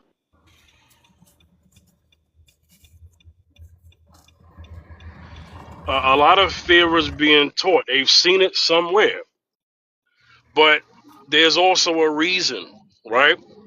If every time let's say you meet a lady, right? And the first thing, obviously, this is not a woman you marry, but the first thing she want to go into is, how much do you make? How much do you this? How much do you that? Right? And that's a factor to why some men are saying, you know what? I'm not even gonna do this. And then you got some men out there who feel like this. You got a lot of relationships out there that are transactional, right? And they feel like, well, why am I gonna marry this when I could just have, a repeated intercourse situationship with her, and I'm still gonna get everything I did before I propose. So you got a lot of that. Now, the thing is this, and that's for the marriage part. Now, here's about the divorce part. A lot of men lose, more men lose financially in divorce court than women do. Let's explain why. Context. Because in most cases, women do not marry men who make less money than them. You can't even debate that. That is a fact. So that also plays a factor of why some men are like, you know what? I'll marry you, but you're going to have to sign that prenup. Not every woman is on board with signing a prenup, I imagine, right? So there are many factors to why you have men who, like I said, some who are afraid of the marriage, but then you have some who are just afraid of the divorce part because of the loss. And some people feel, hey, it's not worth the investment because I'm going to get women anyway. Some men feel that way. Anybody want to respond to that? I do. If I am a man and I have built myself up to a certain status, right? Not only have I worked on my relationship with God, and I'm really a God-fearing man, living by the word, walking with God, but I've also been obedient to my purpose and calling that has brought me great fortune, right? I built great fortune. I have a certain amount of wealth, right? And I have this desire to get married. Why would I bring in a woman who's going to come in and disrupt everything I worked so hard for? Why would I think about the hard work, knowing that I, as the man, would be the breadwinner, the sole earner, and that not only if I don't move right in my marriage, but if I selected Eve, like we talked about Eve in that garden, not being under submission to her husband and under God, if I choose me a wife that's going to disobey God and disregard me and disrespect me, why would I do that? Why not be intentional in my process? That's my thing. We could talk about how men are afraid that women will do this and this and that. And you said, well, why men be like, okay, I could do this with a woman. I could be sexually active with a woman who would it's a situationship and I get all these benefits of marriage without actually marrying her. What does that tell you about that woman? As a man, if you're really a man of God and you're a man of value, a woman who's willing to give you everything but not requiring commitment, that lets you know something about that woman. And why would you want that woman in the Oh first well, place? that's some women. That's And what some women want. A lot but of I'm letting you women. know, it speaks to how the person values themselves. To me, I want to see a man that values himself, right? You value yourself, that you set standards and boundaries for yourself. And you say, you know what, if a woman come on over here questioning me how much I make a year and what type of investments I got, and they clocking me saying, oh, I saw that Rolex you had on, I saw that car. You're noticing all of this. You didn't even pay attention to my character. Just because a man got all this money and this car and the house and stuff doesn't mean that he can be his character and his fruits are rotten. His character and his fruits are rotten. He's not emotionally intelligent. He doesn't know how to steward a marriage, right? He doesn't care about your emotional being. He can't cover you spiritually. What a woman want. She want a man with money and substance. And if a woman only wants a man for money, then that speaks to her character. And you as a man, if you truly desire a wife, you should avoid that. You can't deny money charm all women. All women are charmed by money. Not all women are charmed by They money. are. Let me I ask could you a care question. less. Let me ask you one question. I want an honest answer. Don't dance around it. If you met two men, same character, same height, equally handsome, everything you wanted in both of them, except one was poor and one was rich, which one would you take? I'll take the poor one if he had a vision from God and he I'm was a man of done. I'm God. done. Y'all can have it. I'm done. Bye. So my best friend is a married woman. I knew it was coming. My Stop. best friend is a married woman, right? Her husband, when she met her husband, had nothing. He wasn't even able to provide, right? She supported him. She supported his vision because he said, I want to go to medical school to be a doctor. So for years, she was the primary financial earning person in the household. She stuck it out for years, right? And then when he finally got his PhD and became a doctor, what did he do? He retired her, right? And said, now I'm going to take care of us. But I agree. A lot of women wouldn't stick it out through that process. A lot of women wouldn't stick it out for 6 years to go through that process with that man, right? So this is what I'm saying. She saw not only his dedication to God, right? This is why she even agreed to do it. She saw his dedication to God.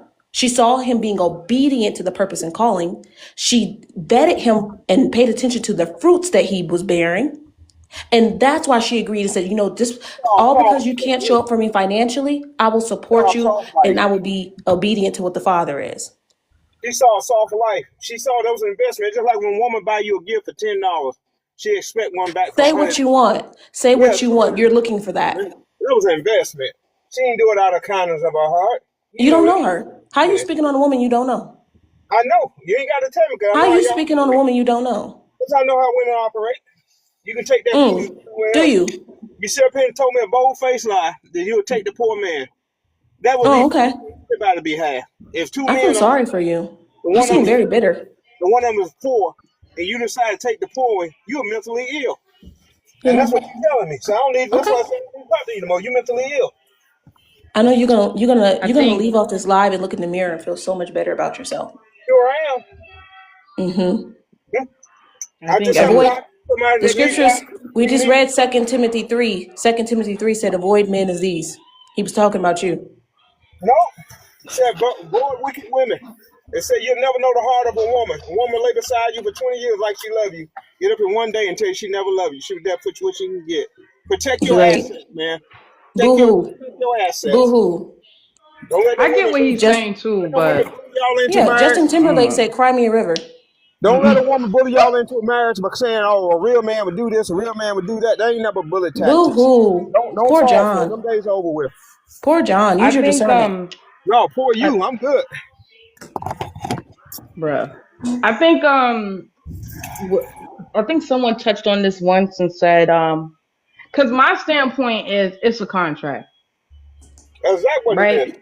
A contract, A foolish contract. just like how you got child support, the same way how you got a marriage certificate. And when it's all said and done, and that's why the whole divorce, and that's why people, or for the topic, men are scared, because at the end of the day, you have to go through this third party to relieve you out of your, out of your contract. And so that's the aspect that everyone's kind of missing too. Yes, we understand the God part of it and the love and all of that, but when it's all said and done, in the reality that we live in, that you still got to go to that man, and before the judge to relieve you, and you got to have a good enough reason to even get that contract to be done away with. Exactly. So sis, And that's the when part no you one meet a man, touched on, the reality. sis, when you meet a man and you're vetting him, would you ever ask him, how do you view marriage? Is that one of the questions you think is important to ask someone? Of course. If that's something that I want, of course you should ask that. Okay, so if you say that you believe marriage is a contract, and he says, well, I just view marriage, technically as a piece of paper. And I think marriage is about a man being able to control a woman, and she should do everything I say because I'm the leader. Would you then go into covenant with that man? Of course not. Of course not. So that conversation, just off that question alone, you were able to know that you two have a difference in what marriage means. Your meaning of marriage and his meaning of marriage differs, and that's why you would not be with that man, right? No, I don't. Right. No, I don't. So why are we entering into We had the same. marriages We had with the same people who definition. view marriage She's different from not us? talking to you, John. Hold it. So that's my thing is, if you view marriage as a contract, which I don't think marriage is a contract, I think marriage is covenant, right? And you find a husband or a man that views marriage as a contract, and you guys are in agreement, and you say, hey, well, I believe my role as a wife is to da da da da da. And he said, you know what? I agree with that. And I believe my role as a husband is da da da da. And you're like, okay, I agree with that. And you go down the list, you say, well, you know what? I don't have kids yet, but when I do, here's some parenting values I would have.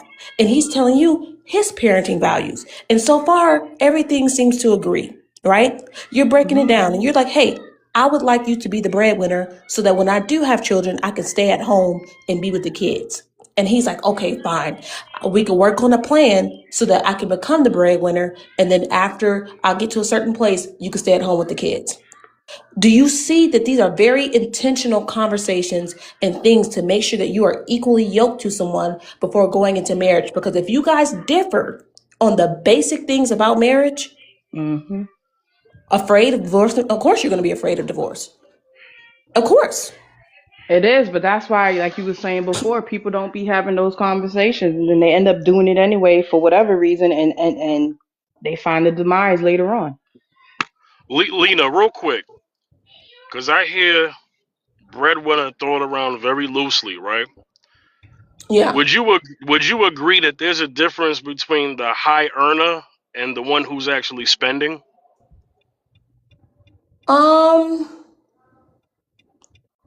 We're talking in a marriage and a household, right? Yes, ma'am. High earning and spending. I can further give an example to unpack it. Let me be a little more. Let me help it. I think I know what you mean, but go ahead. So let's just say the man makes 80,000. His 80,000 can cover pretty much, if not all, most of the expenses of the home. His wife makes, God bless her, because hey, we applaud these wins because a win for her is a win for the family, just like for the husband, right? Let's just say she makes 120,000. She didn't start out making 120,000 when they got married, but the Lord blessed her, and now she's making 120,000. Okay. But his 80K can still pay for everything. She is the breadwinner because she makes more money, but he's still providing because bills are paid. Okay. Right. So with that being, yeah, go ahead. In that case, let's do scenario here. Okay. Currently you work in you're in a finance account manager, right? You have your CPA, right? So right now you're the breadwinner. I'm still working a customer service job while also going to school to become a quality analyst with Apple, right? So through years, you're not only are you the breadwinner, but you're paying a majority of the expenses. Maybe I'm contributing to the groceries, utilities, and whatever thing for the kids, maybe, right? Whatever situation we have. But then I now receive my degree and I land the job with Apple. So now my salary has shot up to $300,000 a year, right? While you're still making $120,000 a year. As a husband and wife, we now come to the table. We say, hey, now that we have this abundance of finances flowing in, now what do we do, right? This is where when the Bible talks about a helpmeet, right? We have to put our heads together and say, while we have this abundance, let's go ahead and pay off the house. Are we going to pay off the house and the debt that we own, student loans, things like that? Are we going to contribute a portion of that, right? If this is ours, it ain't no, this is my money, that's your money. This is ours. You want to find a wife with the mindset like that. Okay, because a Proverbs 31 woman, it said that she takes the money and she goes out and she buys the land, meaning she multiplies whatever is coming in. So if that's the case where I'm a quote unquote the breadwinner, I'm still going to allocate these funds and say, honey, what do you think we should do? Should we start investing? Should we start buying land? Should we start paying down debt? We're going to come up with a plan together, right? We're going to do our kids need an index universal life policies? Should we start getting some stock options, right? What are we doing now that we have this abundance of finances? As the head, as the leader, as my husband, I am going to the head. I'm not making these decisions by myself. That's not why I chose you as my husband. I chose you as my husband as the leader for a reason. I don't know why people don't have that concept. Why is that so hard to understand? Because Lena, many people don't have that concept because what you're seeing in this space is that when a woman makes more money than a man, she throws it in his face. Not all. Once again, throws it in his face, and then now she wants to say, "Oh, well, I'm above him now." Although that wasn't said when they got married, because he made more. But I'm gonna tell once you. again, I'm gonna tell you what you're she's gonna do, been brother. blessed. One question. I got you, John Paul. I got you. Okay. Okay. So the thing is that what should be taught by women such as yourself, right, is that, hey, ladies, do not disrespect that man if your income is higher, because we don't encourage men to disrespect their women if they make more money. Key word, we don't teach them that. Yes, we've seen situations where they do, but a lot of women are taught. Even Gabrielle Union said it herself. I made the money, I paid all the bills, so I should be able to cheat. I know that's an extreme, but you'd be surprised how many women who make more money and may have more college degrees, that is, which is, college is a choice the last time I checked. And you know what? But this is the I thing. hear you, Hold Fifth. on. This is the And thing. Listen, a woman has to get the edge on a man to feel like a woman. I'm telling you, brother. I asked this question so many times in panels. I said, listen, if you made more than the man, will you be okay with that? They said, no. I said, why you can't pay the larger bill and let him pay the smaller bill? No, he's a man. He have to pay the larger bill. So I asked him this. I said, if you had a roommate, would you be fair with them and split the bill? Yeah. Why you can't do that with the man you say you love? You do it with somebody you don't really love. You don't love like that, but you can't do it with the person you love. You got to get the edge on him. So the bottom line is all about getting that edge on a man, so they can go out and brag on to their girlfriends. He bought me this Birkin bag. He bought me this Gucci bag. He bought me this. That's what it's all about. And that's why I first said off, as your I don't wife, feel bad for them. None of them. Not so neither one of them. host, as your wife, as a wife, sorry, not your wife, but as a wife, this is where we talk about, you got to understand that woman and you got to really truly get to know her, right? Because I don't care how much money I'm making more than you. When I tell you I chose you as my husband for a reason, I trust in your leadership abilities. I trust in your provision. I trust in you because you had a relationship with God. I trusted in your purpose and calling. And when I tell you, here's why I'm in submission to a man as my husband. Because if you have a purpose and calling, and I am in agreement with that, meaning I'm obedient to what the Father has told me to be in agreement with your purpose and calling, whatever I need to do to help us fulfill that, I will do. Why am I fighting against it? Sounds good. Right? Good. Why am I fighting against it? If It I know sounds this is good. going to benefit the family, this is not only going to benefit you, me, but it's going to benefit the children.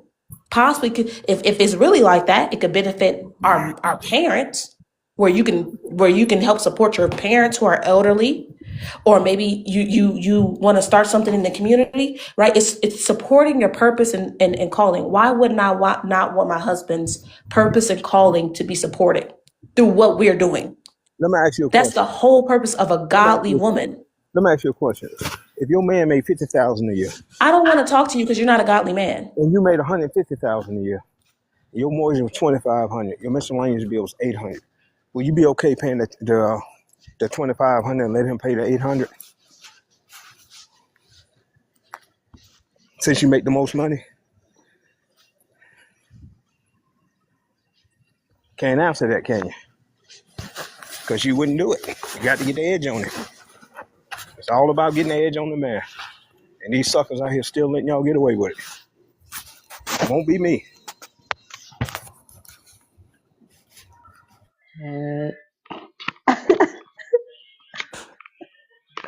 Thank you. All I Oh know is God. this. All I know is this. There's nothing wrong with money, but we know money is the root to every issue on this planet. Think about it. It's always the money. And listen, when it comes down to marriage, yes, it's a contract, but it's also a covenant with who? God. Okay. Well, if that's the case, nobody should go down to the courthouse and sign Yeah, nothing. and it's said that, in good times, bad time, but what I'm saying is, a lot of times when the bad part come, it could be anyone for man for both part, everybody part played in it. But what I'm saying is, who's around? Majority of the time, the man is around and the woman get a divorce, want a divorce. But here's what you're not looking at. Yes, most women file for divorces, But hear this but if now. I'm a We man, understand. But let me and I'm not finish. stewarding my marriage properly, do you think I would really file for divorce if I know I'm not stewarding my marriage properly? Lena, You you what? got Lena, Excuse you me. got you got to heal to the co-host. Mr. Yard is talking, okay? Are you I'm are sorry. you are you in the present time of denial? Don't you see what's going on social media? People, I'm divorced because I'm not. You don't see what's going on. The reason why people are getting divorced, they are bored. I agree with you to a They certain are extent. bored. So you're trying to tell me this is statistic? Well, we can go statistic now. A lot of women get out of marriage because they are bored. They want more. They don't want to settle for that. They want more. And they could get more with their husband, but they want more immediate gratification. So your statistics, when you looked at your statistics, the reason on the divorce filing said that women divorced because they wanted more? It's not saying more. They don't want to be in that marriage. Either I'm in love you. I love you, but I'm not in love with you. I want to experience my life. I'm tired of being married. You What's don't the see source? these things. Nah, the statistics Cite the is source. abuse. Let's cite the source. Abuse, I want everything. to read That's that what I said. article. It's all in it. It's all. But what I'm saying is, look at what I'm saying. What are the rates of the women getting divorced? Reason why? We know number one, abuse is there. We know that. I seen the abuse is there. Verbal Irreconcilable differences. is there. Yeah. And So Thank you. what do you You think said that it means? correctly. Irreconcilable what did you differences. say? But that What is do you very think that vague. means? Say What it do you think already? that means? Say it again. That's vague. Irreconcilable differences is vague because Exactly. right. It could be Okay, so anything. It could it be can be anything. Exactly. anything. And the reason why it could be anything is because of no fault divorce. Okay. Go ahead. And when you get divorced like that, that means you want your way what? Out. And do you think that most of these people have God in their marriages? See? Okay. Hear this now. See, you want to play both ends of the stick. You want to play in the world and you want to play God. You cannot be in and out. Either you're for God 100%. Look at these people that dip and dab in the world and want to say the presence of God. Look what happened to them. They get exposed, they get embarrassed, they get shamed. So you don't play with God. Either you're on the devil's side of God side when it comes down to marriage. Marriage is, listen, do you know what Jennifer Lopez said that break every man's heart that she married? She never loved I none of don't them. care about what Jennifer Lopez says. I'm No. asking you a question. But that's what the world is giving off. You see, you don't understand. That's what the world is giving, and people, young kids, are sucking that up. That's what they want. So you're not getting it. You might be a unique, but the whole world is being deceived on that trickery. You don't understand. You keep thinking God's not in this. Is number one, God is in this because God told all these things going to happen. So while we're here talking about, we need to talk about solution, asking God for solution. You know what God said? We got to pray for these things. These things not going to be loose without fasting and praying. So we can come on this platform, talk about this, our opinion, but when you go outside of God, that's what matters. Nothing outside God gonna make you be prosperous.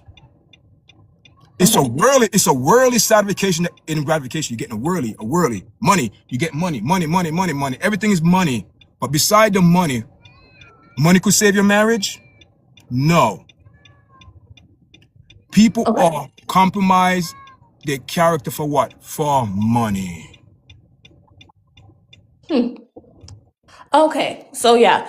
So considering when you look at the statistics on wealth in America and who has wealth and things like that, you look at these things, I disagree. Not every marriage ends in a man paying a woman this high amount of child support or alimony or anything like that. Because you know Yes, it why? does. The Yes, it majority, the does. majority, the Yes, majority it of does.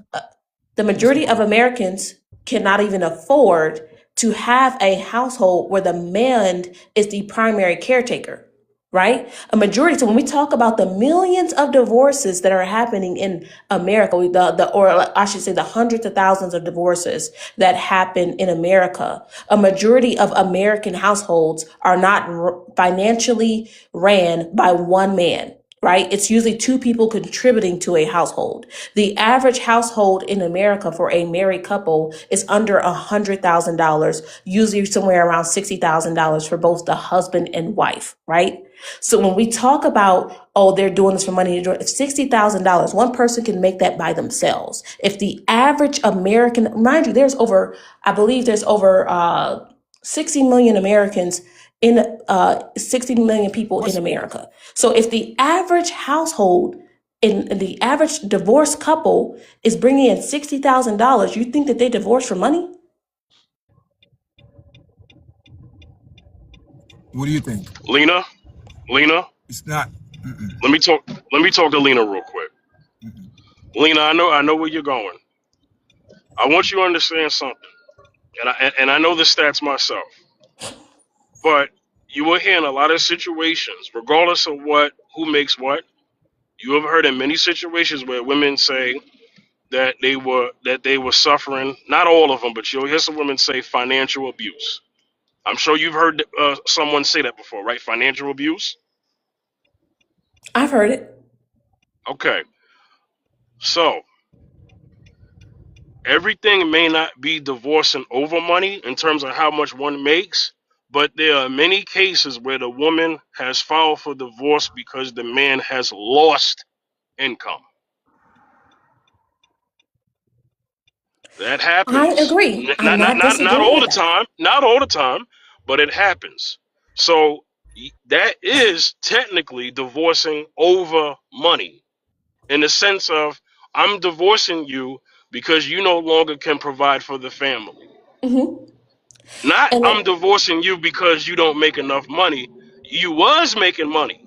We were married for 15 years, and now you lost your job, and you haven't had it, and you've been trying to get a job, baby. You've been trying to get a job, but it's been a year and a half, and I'm tired of being a sole provider. But on the flip side, not too many husbands leave their wives because she loses her job. You want to speak to that, Lena? you know what? I can agree with you that some divorces end because somebody has lost income and the other person got tired of the financial burden. I can agree to that. I can agree to that. I'm not going to disregard that.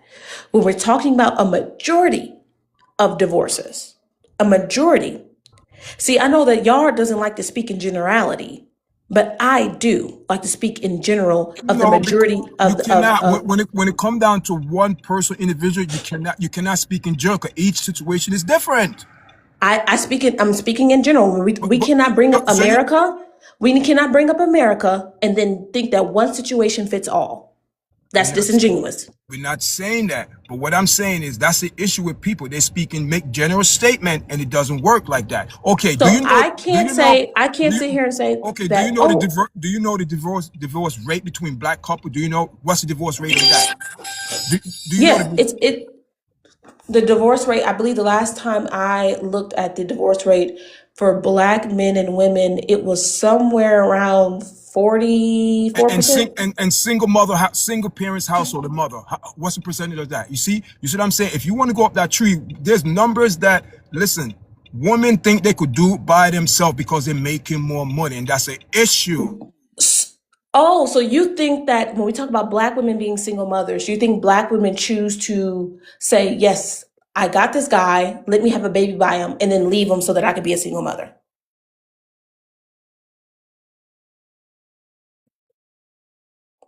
Or do you think that people are being unintentional with their bodies, and people are being unintentional when it comes to sex? People are being unintentional when it comes to marriage, which is why there's a lot of single mother and single fathers out there.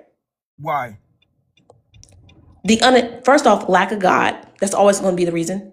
2, lack of intentionality. No one knows what a wife is. No one knows what a husband is. No one knows what marriage is. So we have the world promoting promiscuity, promoting one night stands, promoting clapping cheeks and everything else. Lord, forgive me. But we have the world promoting that. So now it's become a social norm to be a baby All mama right, then. and a baby So, daddy. and you expect for women to get the correct answer in the world? You expect your friends to give you a right answer and then doing the same crap that everybody else is fall under? The trend, the BBLs, all this. It's a trend that your guys want to be leaders.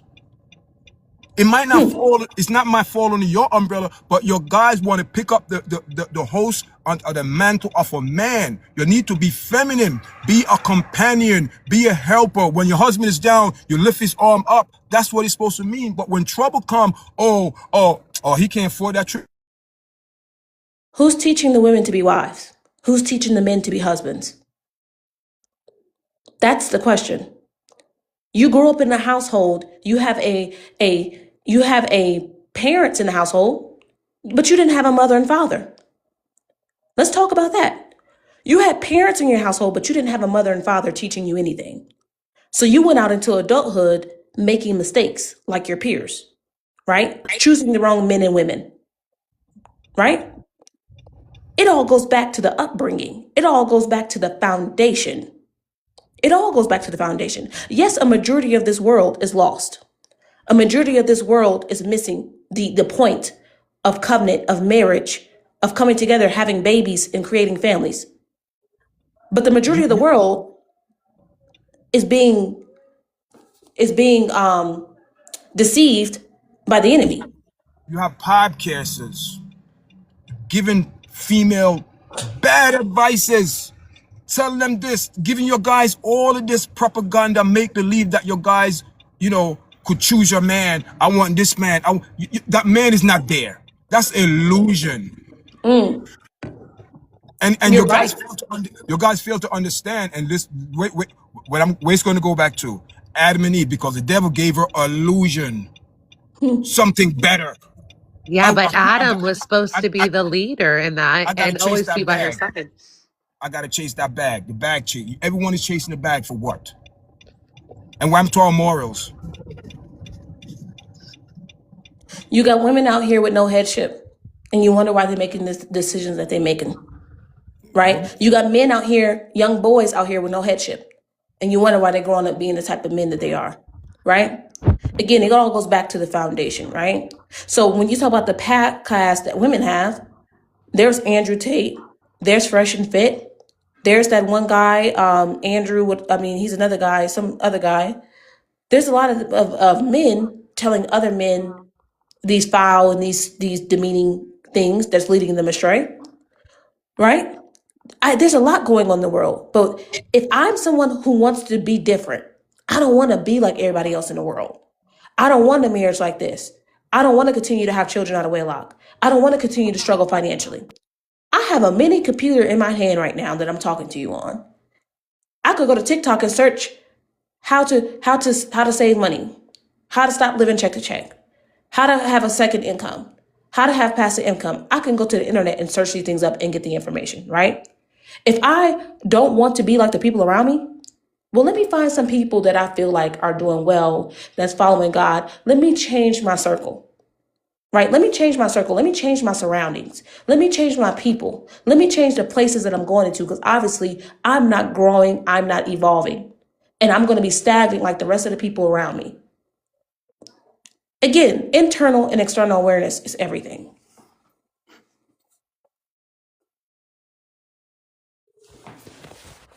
All right.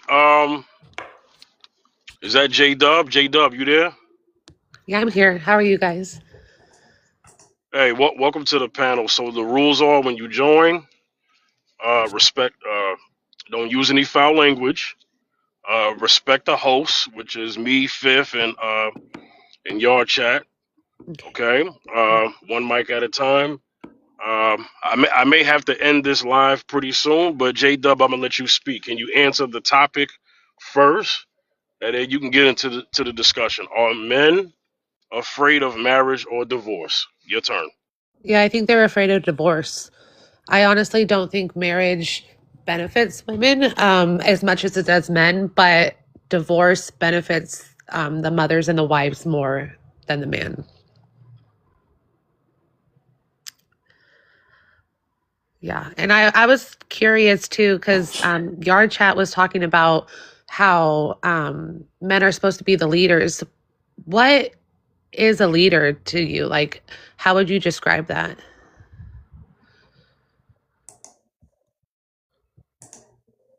Me that question?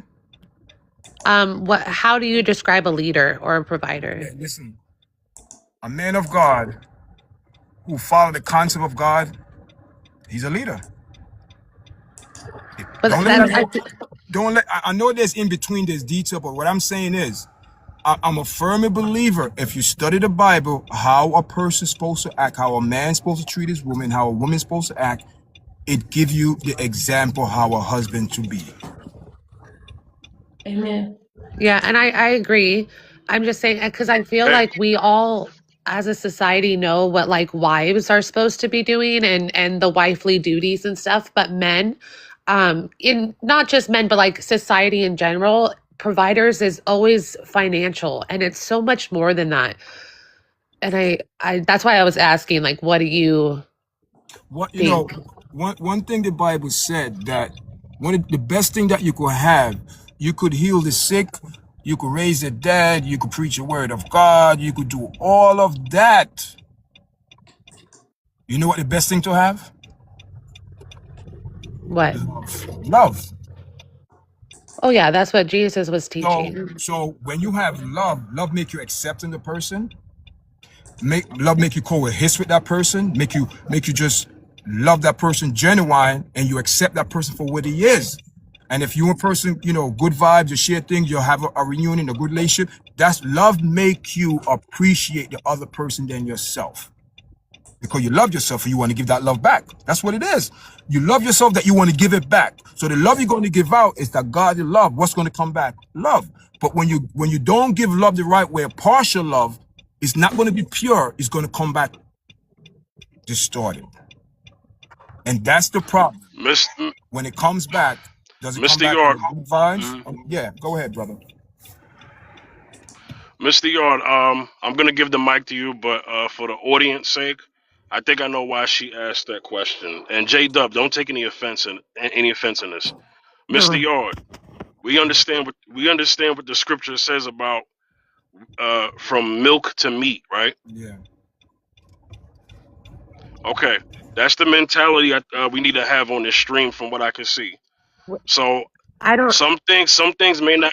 Well, hold on, J Dub, 1 second. I said for the audience, not for you. For the audience, okay? Milk to meat. So there may be some things that need to be a little more layman's terms and elementary terms, for the audience sake. So I do understand her question, but I think for the audience sake, I think we should kind of do baby food, if you know what I mean, and then kind of move up to steak and lobster. Go ahead, Mr. Yard. You see, on my podcast on YouTube and on my platform, also on TikTok, also on Instagram, I deal with current worldly issues. I share my views, but it's a Bible point of view. Because I am telling you, everything that you see is not what it is. So, and I always go back to the word of God. You know what? There's an enemy that accuses us every day. He lied to us, and everything he showed to us is not what is tainted. It's not real.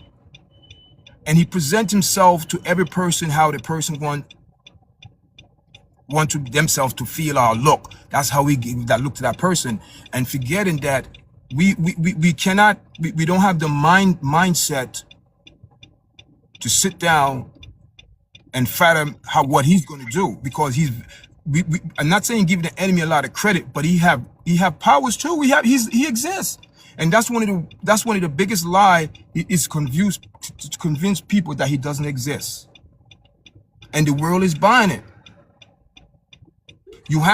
I keep telling you guys, you don't see it in the Caucasian, it's in the community, in the Chinese, the Asian, it's all in everyone community, but you don't see it, but it's a different form.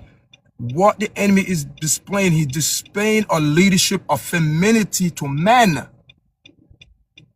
He have to break the family. One of the things to break the family is through marriage. It's marriage. It's marriage. Yeah, I definitely agree completely. I was just asking because, it does state in the Bible how a provider is also a provider of emotional stability. And also the man is the one who is the first, preacher for his family and everything. So I think a lot of people forget that part and only focus on the financial. That's why I was asking.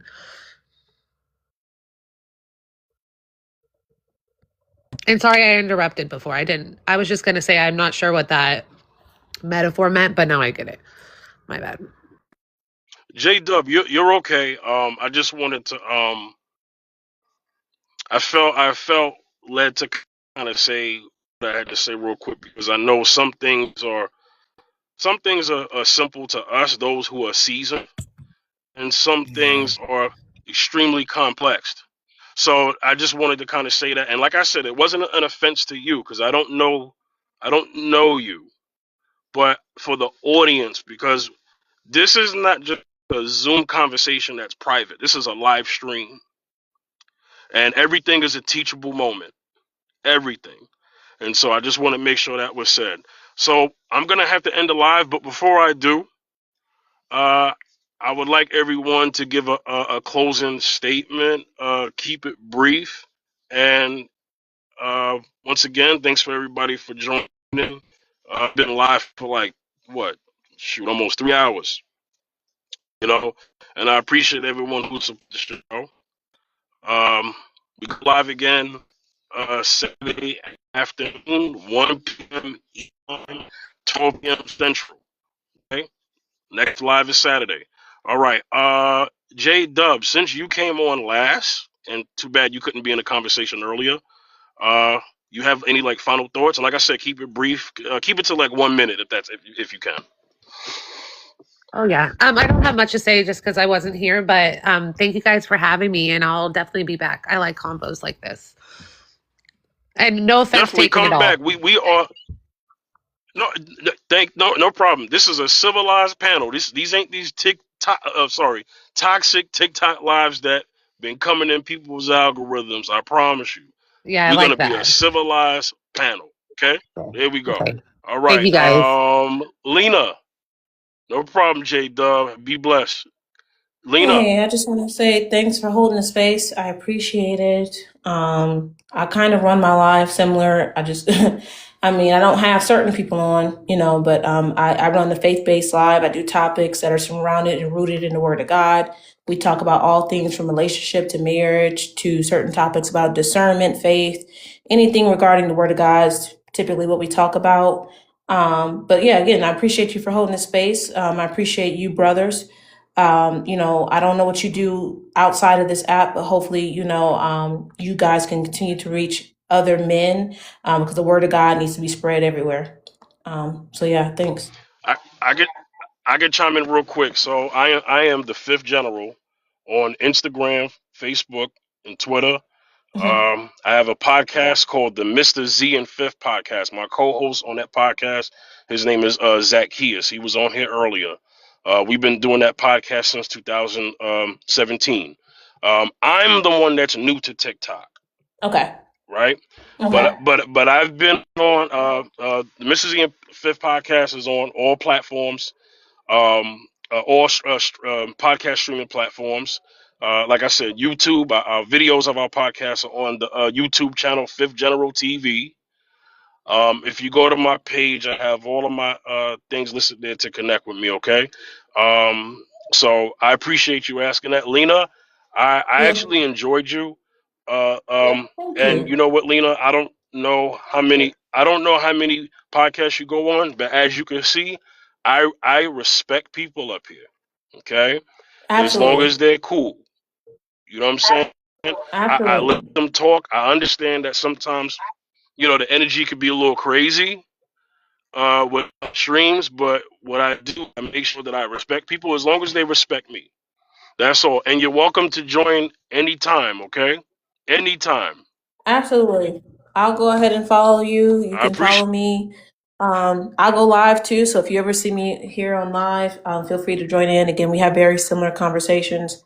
I appreciate you and Yard for your respect, and just for hmm having the space again. So yeah, thanks. No problem. You take care. Be blessed. All right. Oh,